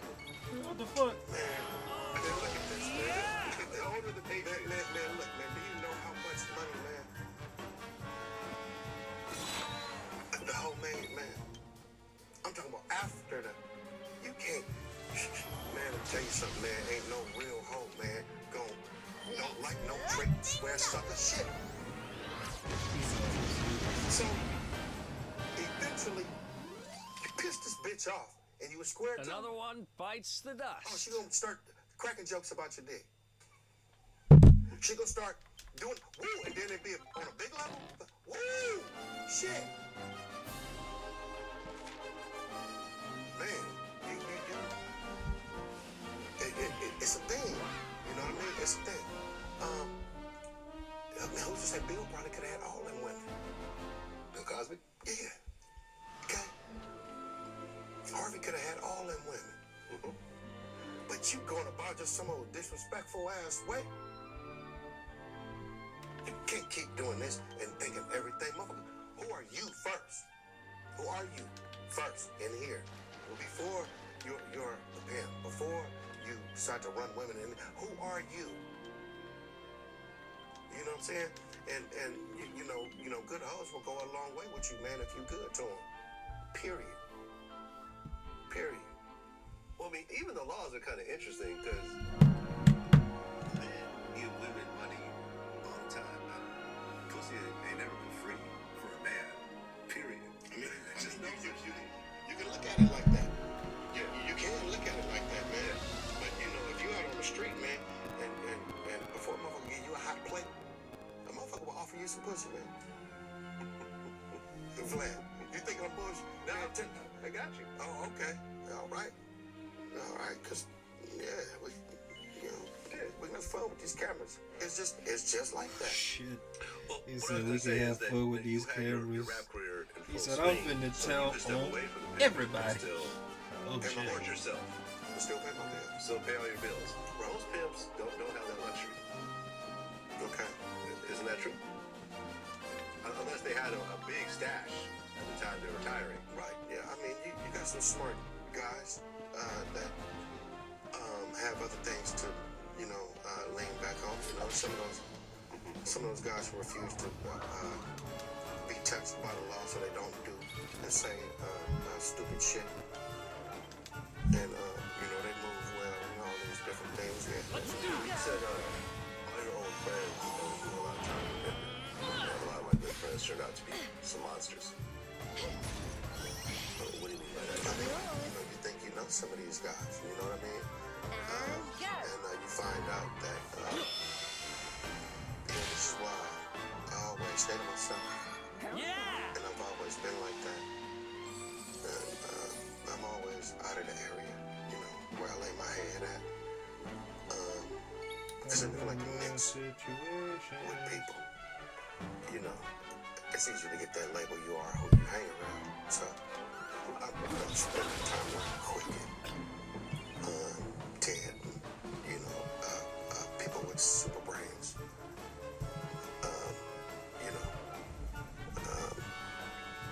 Now, somebody I really can't judge. You know what I mean? 12 years ago, have they changed the laws in terms of human trafficking and stuff like that? Since then? They just switched it to human trafficking. I seen it coming. Okay. From a mile away. So you know what I'm talking about. From a mile away. What changed? Explain to me when they started calling it human trafficking, what changed overall? I mean, the name is scary. It is. Right. It's fucking scary.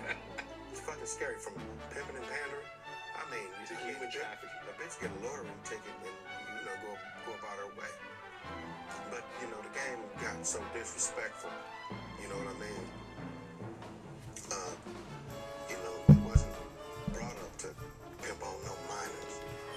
I'm saying? We wasn't brought up to, do certain things that has evolved in the generations. We wasn't taught those things, a lot of it's disrespectful. And, but yeah, I seen it taking a turn. And sure enough, man, yeah, here they come. And look, you got trafficking. And get that out the way. The word human. Wow, human. Yeah. Human trafficking. And luckily you got out the way before all that happened. Damn right. Damn right. I could talk about it like iceberg slim. Right. Right. I can go in detail about it and have fun with it and play with it. Like Donald Goins. Legends in the game, you know what I mean? Who words, I can remember, man, being in Y, and man, it wasn't nothing like a good old Donald Goins book, man, to make me feel all right in that square, stinking ass room. All that rust on the screen. You had a Donald Goins book or Iceberg Slip book? Man, you looked at those little words and that's so good.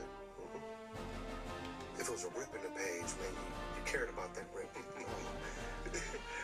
Yeah, right. I've read these books. Yeah. Right. I read Iceberg Slim. I read a bunch of Donald Goins, Exactly. like Dope Fiend and Horror Son and all. Horror Son, yeah, that was one of my favorites. You like that one? Horror Son, hell yeah. Phenomenal book. Man, it's, a lot of the shit is real. You talk about real people. Oh yeah, no, he was That exists. That's on himself. TV today. Yeah, I heard that he was basically himself, right? Yeah. He would basically get his book advance and go get high and then go write another book and then repeat. Think you can handle this? And that's the sad part, man. When you have to replace a drug. The whole drug. Easy. Not just, take care of your business, when you got this kind of time. And be who you're supposed to be. When you're supposed to be this person. Because everybody do something. How do you look at a bottle of alcohol and get drunk till you stagger and hitting walls and shit? Why do you look at that bottle like that? See, it's how you do things, and with musicians, with, a lot of our legend players, people we admire, man, that was the, baddest gangster we ever knew, but something like a rock took him down, a needle in the vein, was the only thing that can get him, you know what I mean? That's a trip to me. Yeah, no, I just interviewed Mark Curry earlier today. Oh, good. Yeah, Right. That's Hey, right. look, man, how you doing? He actually told me a story off camera about how he was about to get jumped by a bunch of dudes, and I guess at a Raiders game, right? And you stepped in and basically saved him. Man, is that right? Yeah. Did you remember the story? All right. That sounds like me, man, because, I don't like, I'm always the peace. Like in my camp, Terry, Chubby, they'll tell you, a lot of shit they'll keep away from me, because they know how I get, And, man, should nobody be mad at nobody, man. Look what we could be at, we could be a long way from this good shit that we're doing. And if something fucked up happened in the club or something like that, and I'm glad they do that. You know what I mean? Don't tell me another little petty punk shit that be happening, man. Because I'd much rather not, let's skip over that shit. Yeah, man. Yeah. Man, is that right, man? Yeah, I swear to God. Like we didn't talk about it on camera, because I didn't mention it, but he told me the whole, because I said, oh, Sugar Free coming later today. He goes, oh, Sugar Free, let me tell you, I was at a Raiders game, and a bunch of dudes about to really beat my ass, and Sugar Free, started getting in their faces. Okay. Like, he described the whole scene. Yeah, it was probably one of them things, man. Yeah. Whoa. Yeah, man, my Oaktown. In Oakland, actually, yeah, Oakland Raiders. Right, my Oaktown partner, man. Yeah. Right on. Okay. Yeah, that's Mark Curry. Yeah, the real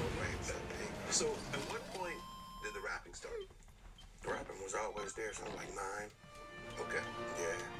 Sugar Hill Gang, Rapper's Delight. What's the time, man? All we had was like Mixmaster Spade, Tiny T, Kid Frost, Mixmaster Ken, Ice T, the beginning, Right. for LA, you know. Yeah. So I guess you start battle rapping.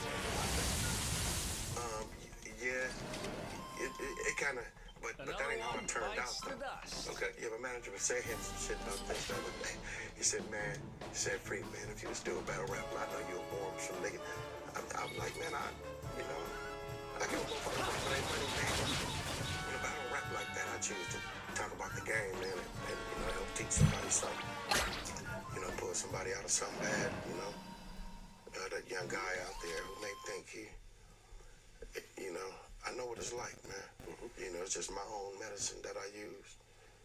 So you started with battle rapping. Yeah. And then at what point, like how old were you when you first started recording? Man, like 15. Ah, so early. Hell yeah. Real early. Hell yeah. Okay. Yeah, Jimmy at Hot Track Studio. Okay. You know, we didn't realize you take our little money. You know, it was the 2-inch Ampeg drill, yeah. right? 2 inch, right? Mission, right? And Jimmy, you know, one of all, you know, rockstar born thing, you know, French type cats, you know what I'm saying? And his wife would bring him food and he'd just be listening to the beat while he eating. And shit like, yeah, man, I like that. I like that. And so, you know, an hour go by, then there's 2. And you're looking at, you're like, wait a minute. And then you get this bill, you're like, oh, man. Right? It's a trip. But Jimmy, I think he's still around today. He taught me something. And I got on real fast. Okay. Real fast. Were you Sugar Free back then? No, Royal Rock. That was my rap name. Easy. Okay. When did Sugar Free come Sugar around? Free. I was at Wasco State Prison, man, when that hit me. I was on my way to do some time, and Wasco was the reception. We was locked down 23 hours a day. And, you know, it was yard repo. And we had to go back, everybody had to go back to their unit. And right before I walked in my unit, it just hit me. I was thinking of all the tightest rap names, you know, that fit niggas. That was dope. With Ice-T, right? This nigga cool, right? Ice Cube, this nigga cold, right? I'm thinking of, you know, I'm putting these Redman Method, man. I mean, these niggas, grown-ass men, they're serious than a motherfucker with chop. And it hit me before I walked in the unit. Sugar Free. I went in, I had a pencil this big, a lead, right? And I wrote it on everything. Sugar Free, Sugar Free. I wrote everything. I was just so happy. I mean, I'm in prison, but I'm happy as fuck. Right. 23-hour-a-day lockdown. I'm happy than a motherfucker, right? So I'm writing home. I Tone. It's my new rap name. Right, Sugar Free, Sugar. I'm telling everybody, right? I got out. I said, Tone, I'm Black Tone, man. I changed my name. He was like, man, what is it again? I said, Sugar Free. He said, no, man, no. He said, no, what you doing? He said, Real Rock, man, what you doing? I said, man, just trust me. I let him climb, you know. You trust me, right? Like, yeah, I trust you. I'm like, just watch how this ride out, man. It fit me like a motherfucker, Tone. He like, all right, man, I'm gonna ride this out with you. And sure enough, he would ask Ted. More women would come to my shows than anything. And he would sit there and come to every show. Like, Ted. And Ted would have to tell me. He wouldn't tell me this shit. Right? He would, but I'd tell him, man, don't think about that. You know, and which was, how can you talk the way you do? And these women, because I'm not talking about them, right? To them, you know, Free, tell them to talk that, say it. Because it's somebody at their job every day that they just, right? You want to say some shit, all you got to do is just throw my CD in. And, you know, thanks to, you know, me having a bad experience with a child of mine being taken away from me, I get to help people. Right? And I like that, man. And it really works out, man. too. When I first heard the name Sugar Free, the first thing I thought was, okay, he's saying that nothing sweet about it. All right. That's what I thought. But that's what you're supposed to think. Okay.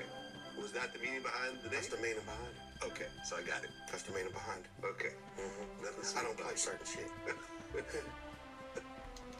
Hell of a name. Just don't. Hell of a name. Hell of a name. Hell of a name. I mean it too. Yeah. Yeah. So you go from recording I in the support. studios at 15, just putting up your own money, probably Right. like $50 an hour or something like that. Right. I'm sure that's what it was Right. around. The reel was at the Good time was around morning. 16. Yeah. I hope you slept as $16 well for as the I tape. Yeah, did. you bought the tape. All that tape. And then the time. Yeah, getting paid for the engineer. Right, and then that. But you know, with some young cats, you could tell he tried to show us a little love. Right, but got us where he could. Yeah. Right. And it made us, step our game up. So you continue to record, Yeah. and then you eventually met DJ Quick. Right. How old were you when you met Quick?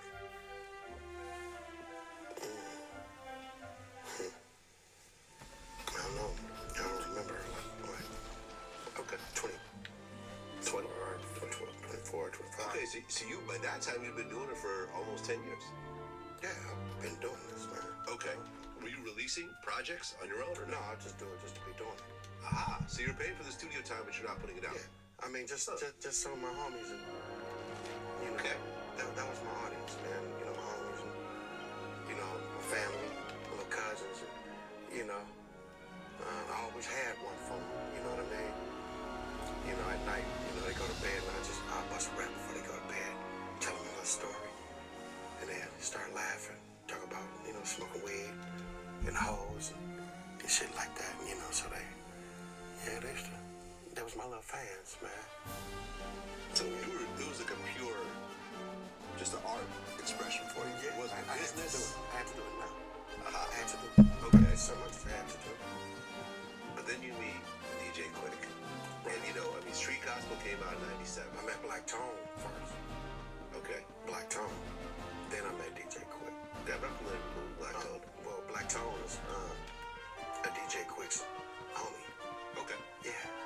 Yeah, very, very, Okay. So you meet Tone, and then he introduces you to Quick. yeah. He introduced me to everybody. High C, Second to None. Aha. Oh, Quick's whole crew. Yeah. Got it. Your Quick see the vision right off the bat. Yeah. He saw it. And if his album came out in 97, your album came out in 97, I assume you're working on it like in 96 or so? Yeah. Okay.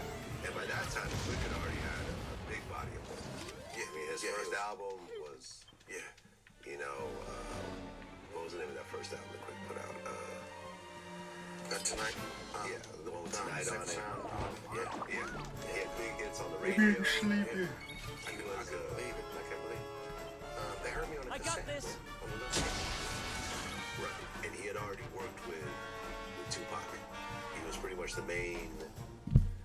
Well, actually, hold on a second. Yeah, man. Right, Let me rewind for a second. I guess you were in the sessions for the Chronic? Aha. The Chronic was what, 93? 92. Okay. So that was before Quick. Yeah. I had been waiting on him for years. I've just been in line waiting on him. Okay. So I was there with Black Tone every day. Okay. But you're sitting in thinking of the Chronic, which, no offense to your projects, but the Chronic is considered one of the greatest hip-hop masterpieces. You're damn right. You know what I'm saying? Damn right. And it was carpet like this. It was hard like this. I would sit on it every single day Here. and not say a word. And my ass would hurt. If I got a chance where it was a little pillow on I came up. That was, you know what I'm saying? Here Man, we I go. came up. It was cool. I'm like, oh shit.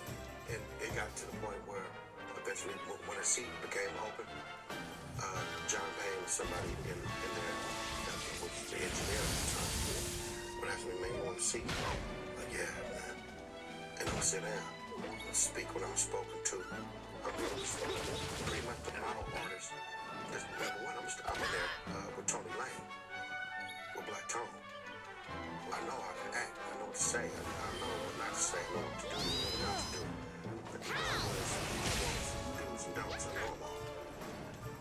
And skated right through that thing, man. I watched them dudes do that, man. It was Right, I mean, you're there with Dr. Dre, Snoop Dogg, DLC.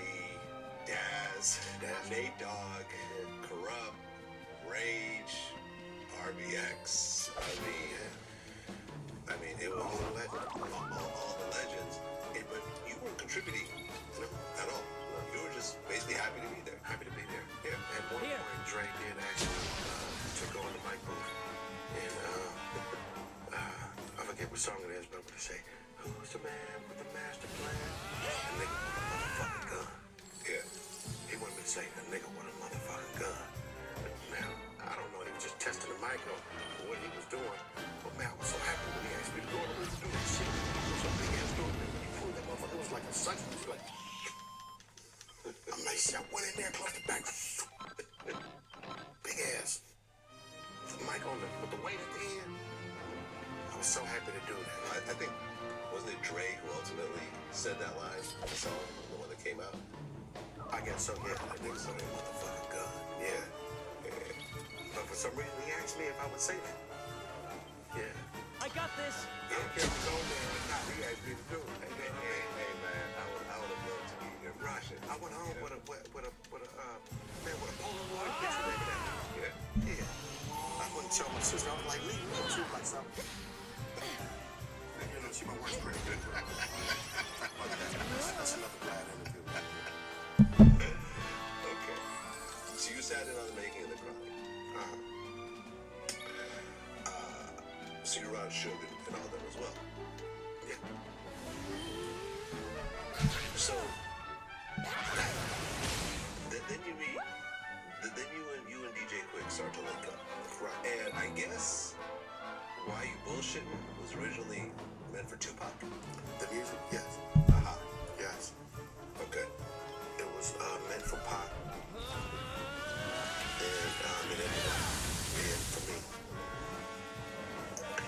And what a hell of a story that I mean, that's some hell of a music, just period. You know. Yeah, dude is mad scientist. Did you continue to hang around Death Row after the Chronic? You know, as they... No, because we had went on and started Laneway Records. Yeah, with Black Tone. So you and Black Tone started a record label together? Yeah. Yeah. Got it. Yeah. Okay. And then that's how he linked you up. That's right. We took all that good knowledge that we learned from Dre, Snoop, and everybody, and we applied it. And we won with it. So then you and DJ Quick work on Ghetto Gospel. Street Gospel. Sorry. Ghetto Gospel. I like that. You like Ghetto Gospel? I like that. You like Ghetto Gospel? Yeah, I like that. That's an actual song, right? Yeah.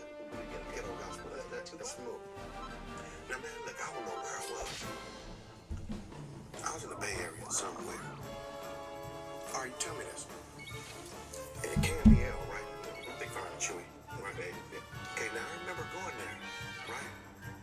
Now, like a lot of other radio stations, you get up there, get off the elevator, and walk down the hallway. You might see a country station. You know, see some people at the country radio station. A couple of doors down, a jazz station. Right, a couple of doors down, it's a church station. Okay, now look. Man, people thought Street Gospel Band was a church record. Man, I had the blinds closed on me one day, man, up in that building, man. I don't, and you know, I think it was fine. Chewy went on and said, hey, man, they thought your record was a church record, man. I was like, oh, shit, right? Yeah, man, that was a trip. That was a real trip. Well, man, I don't think people realize how big El DeBarge was in the 80s. Man, El DeBarge big now. Wherever he at. Wherever El is. But I'm saying at his height, Special. my God. Special dude. Him and James, man. Yeah. Man, I'm talking about, it's just like me, two of your homies that's from your neighborhood. I ain't bullshit, man. I mean, they're fighting all that. They ain't how they look. Mother, they just some pretty niggas or something there. It's nice hair, Yeah, you know what I'm saying? And you know, that hit home with me. And when they first met me, they just welcomed me in as family. I was family. And that's right now today, that's like unbelievable. You know what I mean? You know, these are reasons why you remind yourself when you're in a position like this to be cool,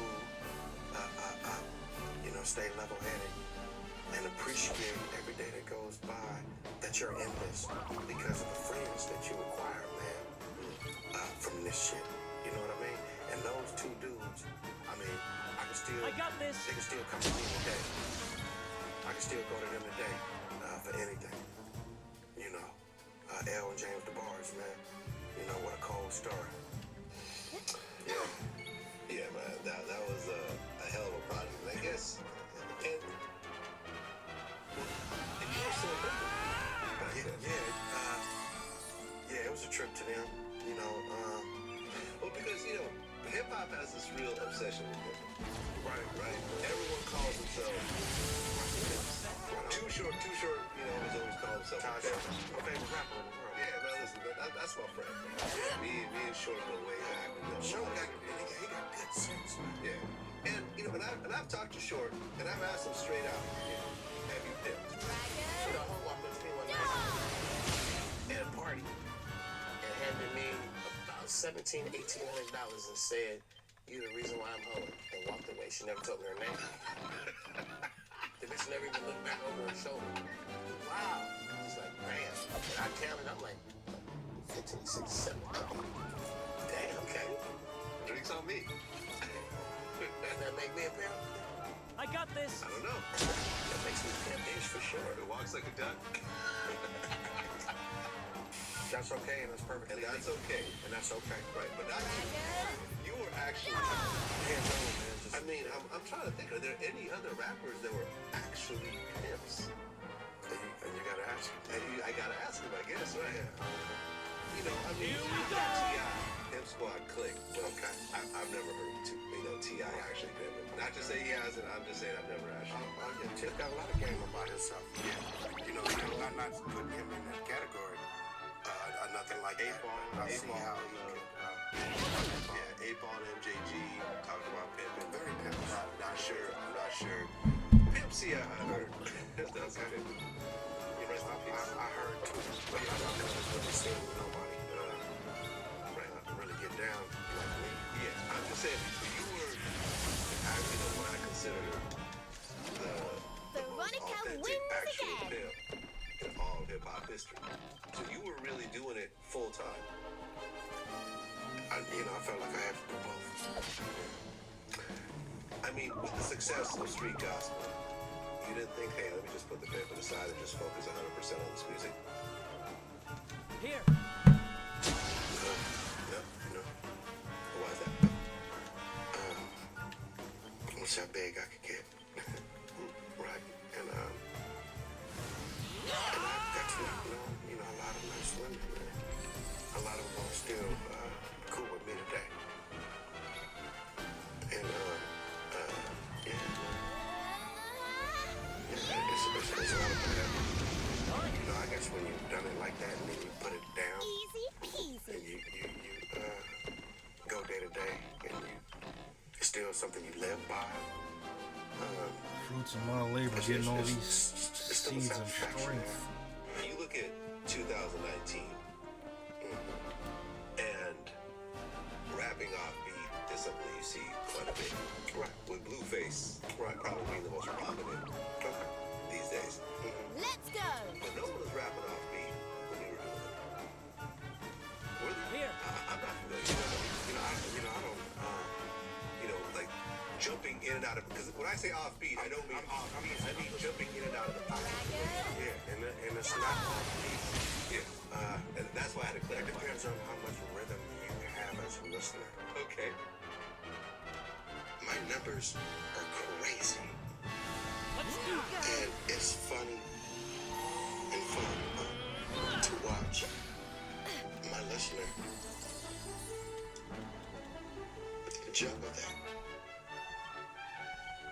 which makes them realize, okay, what and how am I listening to this?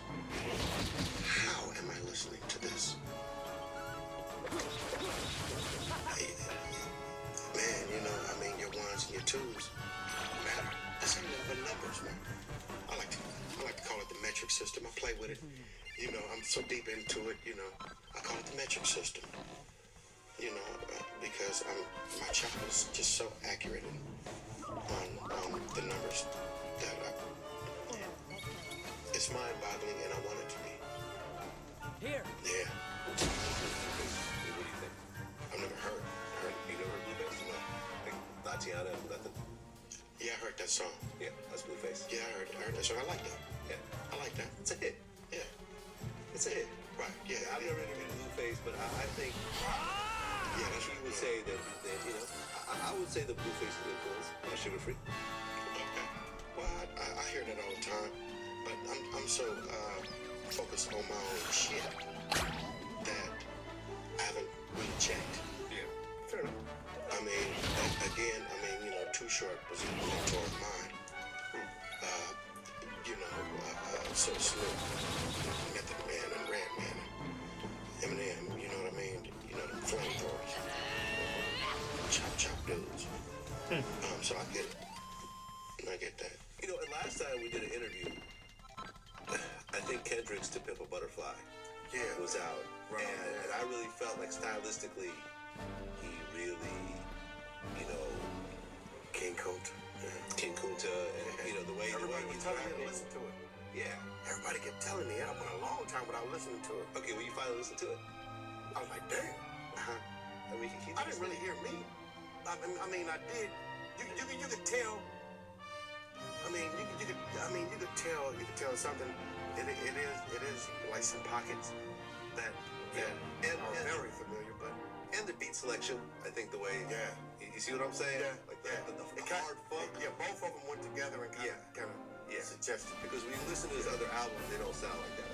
Right. That album's very different. I'm not going to say that I hear Sugar Free and Damn or, you know, or Good Kid, Bad City or Section 80, but when I hear To Pimp a Butterfly, I hear Sugar Free.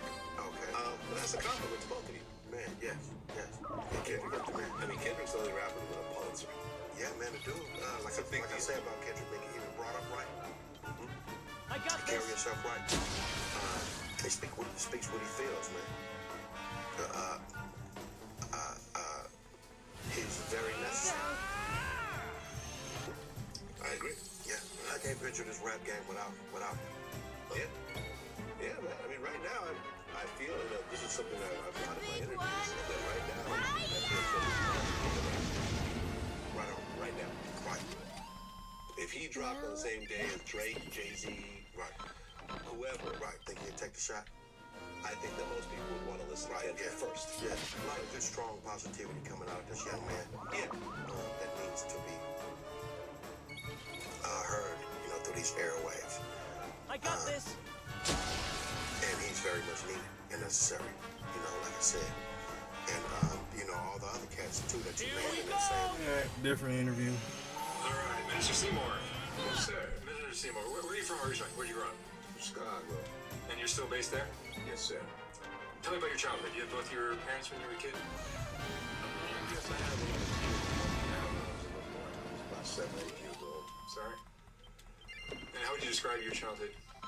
Well, it was rough coming up. Babysitters used to keep me and my brothers, as you know, for a fine hour. Daddy used to go to work. What did your dad do for work?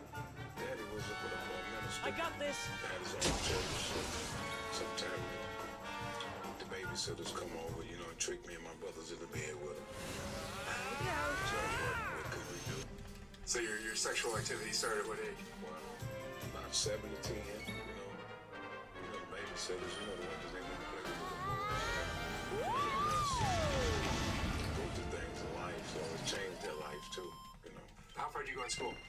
Finished school, 2 years of college, and yeah.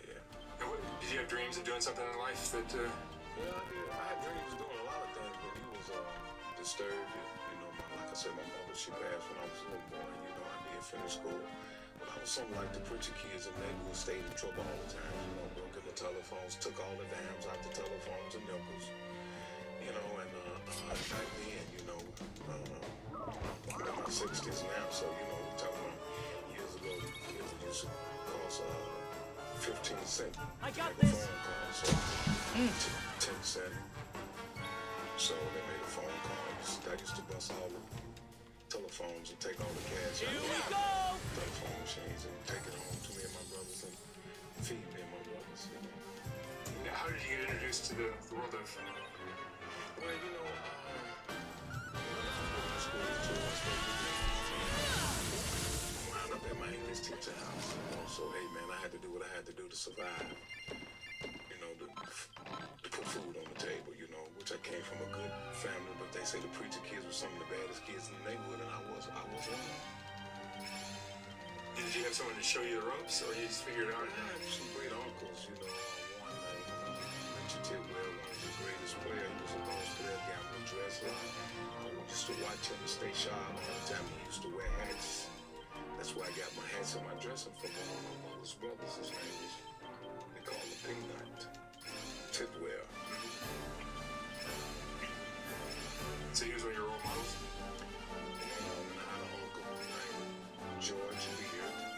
He was one of my mentors too. You know, daddy side, my daddy, he was a great player. You know, I was watching them two coming up. They was good dressers and had some of the fanciest cars. Let's go. I watched them with my cars and my clothes. And, you know, I got a lot of Your sense of style, the way you dress, your attitude, that's a big part of. I got it from one of my uncles. Like I said, his name was Peanut. We call him Peanut. But Floyd Tidwell was his name. But that ability to attract a female is a big part of. Well, what's attracted to females is just like what attract you. You come that way. You see a woman sharp looking, Nice. they see the same thing in a man. If he looking good, dressed, he got his nice hat on, his shoes shine, a nice suit on, the necktie. They love that. You know? And that opens the door for opportunities to. It open up a lot of things for you, just not no boy. You give you a place to lay your head. You know, do a lot of things for you. Keep money in your pocket. I'm married now. I've been with my wife 45 years. 45 years and living in one of the biggest pretty houses. Alright, y'all, I'm about to end the live. Construction. I got some good stats, but I still got a long way to go before I beat the game. Customized cars. I'm doing great. Before I choose to beat the game. That's how I did things in life. About 2 hours of grinding. That's Put it to the crazy. side. I never drank. I never got high. Let me see if I can make some Smoked in my items life. real quick though too. I wanna. My friends did all that. I just didn't choose that life. And tell me about some of the girls that worked for you. How many? Well, it's not only the girls who work for you. It wasn't that. It was just, man, I always been a superstar. In my game, I always been a superstar. And I know pimp people look at you because you dress. And when they see you with a big hat on, you're a pimp. No. Always been a great superstar. If somebody wants, a chick wants to give me some cash, I'm going to accept it, you know. So a lot of times you get with these fast girls, they don't want to go to bed. A lot of times, guys look at them, they be pretty. They want some knowledge, they disturbed. They've been abused, they've been raped since they was babies. So they need somebody to encourage them and tell them what to do to get on the right road. So that's when you gain your points. By putting it in their head and telling them what they need to hear. Hey man, being a friend is some of the best things you can come up with. Being a woman friend instead of being a man laying down with a man. I played hard to dick on a lot of chicks. I didn't have to do all that. Like I said, I've been a superstar. And I got paid for what I knew. And I shared the game with them. You give them guidance. So much guidance. That's what I did. They paid for knowledge. A lot of guys said, no, you ain't got whatever these guys want to do, that's on them. Like I said, I've been a great superstar all my life. I've been a boss player. I dress, I look good wherever I went. Have you done any prison time? Just a little bit. About 4 or 5 months or something like that. And the girls that you would that would help you, that you would guide. I'm a type of dude. When I was coming up, it ain't girls. I mean, I had 1 or 2 chicks in my game how had problems, came to me for a name to be behind them, because a lot of guys come on them strolls and come on the sets, jump on me, beat up. They can use my name or use the next boss player name and want somebody to stand with them, because they checking all this money. But if they can use your name, they can share that money with you, man. And you're married, but would you have sex with the girls? No, I ain't have to. I play hide the dick. I didn't have to do that. The little head to make a fool out of the big head, I never did that. See, the little head can make a fool out of the big head. I never had to do that. A lot of dudes did it, I guess. I didn't have to do that. How do you handle your girls? If they got out of line, if they got a little headstrong, and like that? What I'm telling you, it ain't the girls. It's when a person come to me, if a girl come to me, needs some acknowledgments, some encouragements, I'm going to give it to them straight off the top. They can talk to who they want to talk to, be with whoever they want to be with. Hey, man, I always been a superstar. I'm your friend. I can be your friend more than be your man. So you give them freedom. Hey, man, they came in free, they can go as free. You respect people. To give respect, you got to give it. You got to be a gentleman out here, man. I feel sorry for a lot of brothers, you know, where they mess with the underage girls and get in a world of trouble. Hey, man, I just don't live like that, man. Like I said, I had to play my game way different than a lot of brothers did, man. That's crazy. I've always been alone. I'll ride by myself, hang by myself. I don't need all that. You don't need nobody to help you count your money. You need somebody to go with you to put it in the bank. No, you need your money by yourself. So the laws have changed in this game quite a bit. Oh man, super game. It's become much more dangerous, right? Well, it's been dangerous all the time. Yeah, but Girls have got these throat slow, men's have got these throats sliced too, sitting in the car dating the chick. no, I'm not talking about the danger on the street. I'm talking the danger at the place. And It's dangerous. It never changed. It just took it to another level. But that murder have been going on for beginning of time. It's just to sharpen it up a little bit. That's all, because the young generation don't know what to do. They do what they want to do. what is it about the street life that makes it so addictive to so many people? Man, the drugs. The drugs took over. That's the pimp. If you want to know the pimp, that's the pimp. The drugs is the pimp. I'm going to tell you something. Niggas be thinking, a guy think because he is a pimp, because he got a suit on now. The chick looking for somebody to encourage them. They don't know how to master their money. So you just there to help them to master their money. Chick don't need you. What she need you for? To fool you, to make you think that you this or that? Nah. Hey man, I always stayed on the line. Like I said, I always been a superstar. If a chick want to give me some money, I'm going to accept the money, because I'm giving them all my game, all my knowledge, telling them what to do and what not to do. What personality traits do you look for in a girl? What personality traits do you look for in a girl? Man,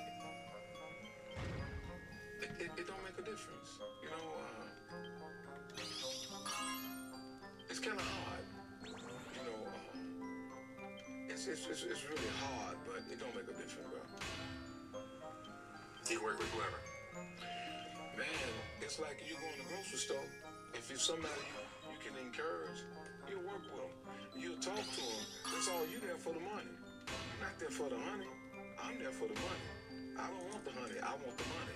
What's more important to you, love or money? I'd rather be loved. Love come first. I love to love somebody who wants to be loved. And you gotta understand that, you know. I love the money. I ain't gonna be crazy and say money. But hey man, everybody wanna be loved. How many years have you been doing this? It's a long time. Man, I've been doing it all my life. Since I've been in the street, riding slick, looking slick. You you know, have my hand out for some bread. I'm sure you've seen some crazy stuff. Man, I've seen a lot of crazy things, but some things is not to be told, talked about, and seen. Sometimes you gotta be quiet. And what are your thoughts on how the game has changed? Well, the way I dress now, you got new generation guys come around now. Nowhere in the world with some blue jeans with a belt. Not no belt and wear my pants down. Hey man, my granddaddy was a dresser man. He dressed. He wore hats and wore overalls. And he never wore pants with no belt. Man, I couldn't even walk in the house around none of my people. My granddad or grandma with my pants down. You couldn't have did it either. That's what changed things. Who's gonna show they behind? I look you walking, I come to your house and I got my drawers down showing your wife my butt. That's disrespectful. And it's disrespectful for you inviting me over to your house and telling your girl I'm your friend. He got it showing his behind. Dressing the way you do, right? Man, Here today, you command respect. Man, through the week, I wear a lot of work clothes. I dress down. I clean up. I sweep. I paint. I have to go behind the guys that working for me. I'm working on cars. I love to work on cars. I got a trade, man. I learned to work on cars. I learned to do something. All right, y'all. I'm cutting it here. I know a lot of brothers don't know how to do nothing. I got a friend now. How many hours I Change the put tires to in? catch a flat. All he know how to do is just put gas in the car. How many cars you got? Almost 110 hours. I saw when you pulled up here.